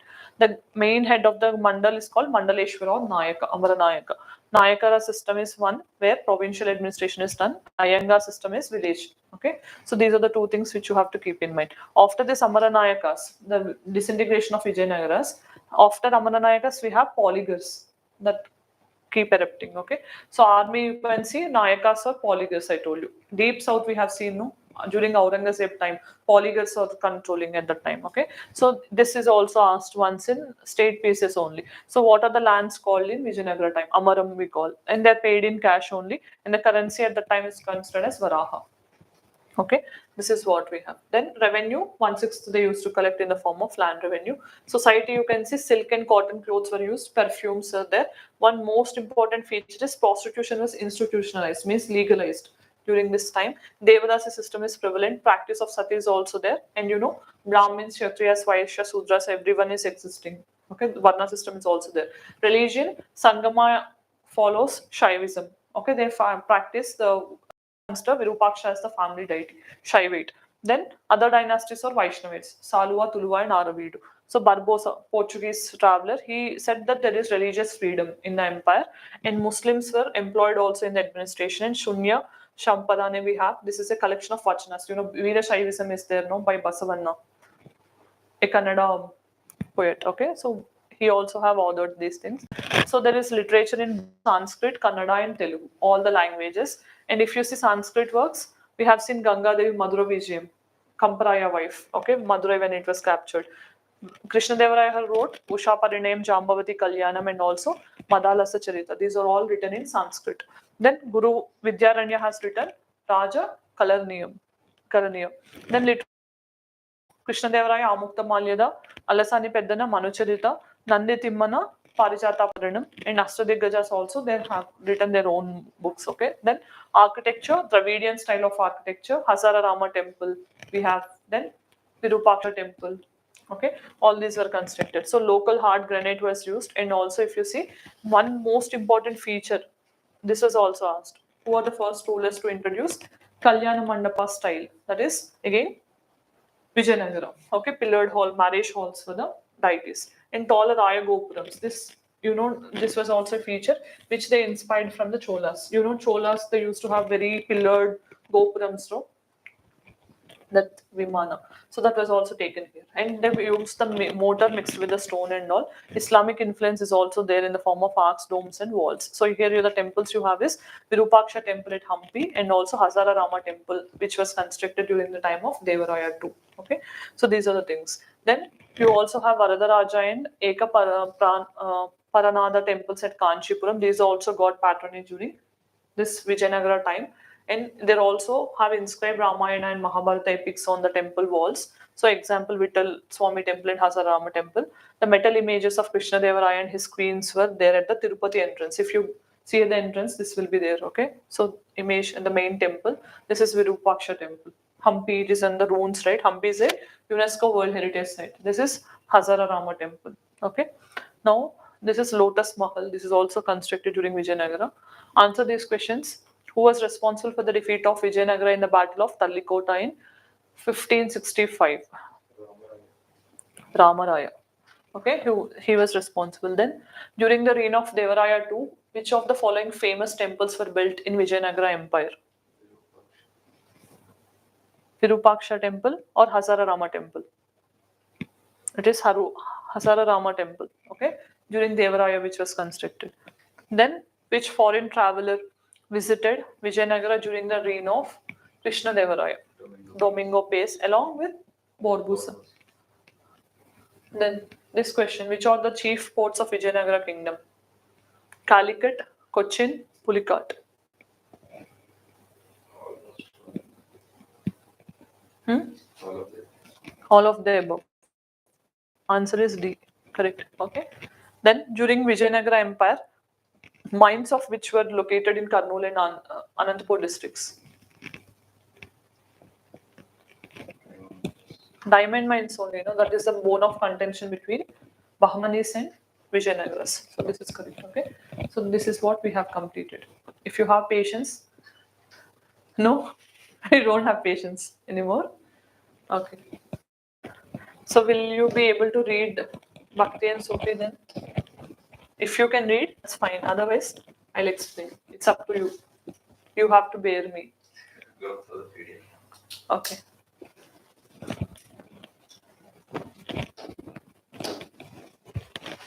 Thank you.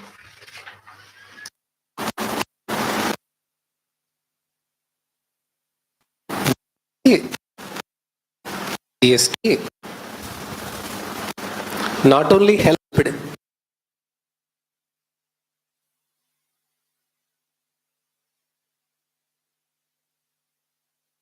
growth,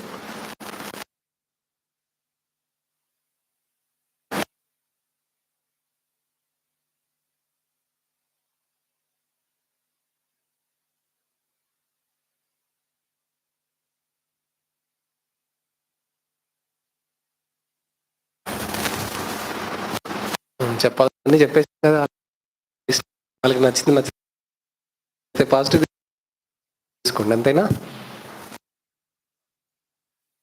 goods రాయొద్దండి, ఇంట్లోనే రాయండి. So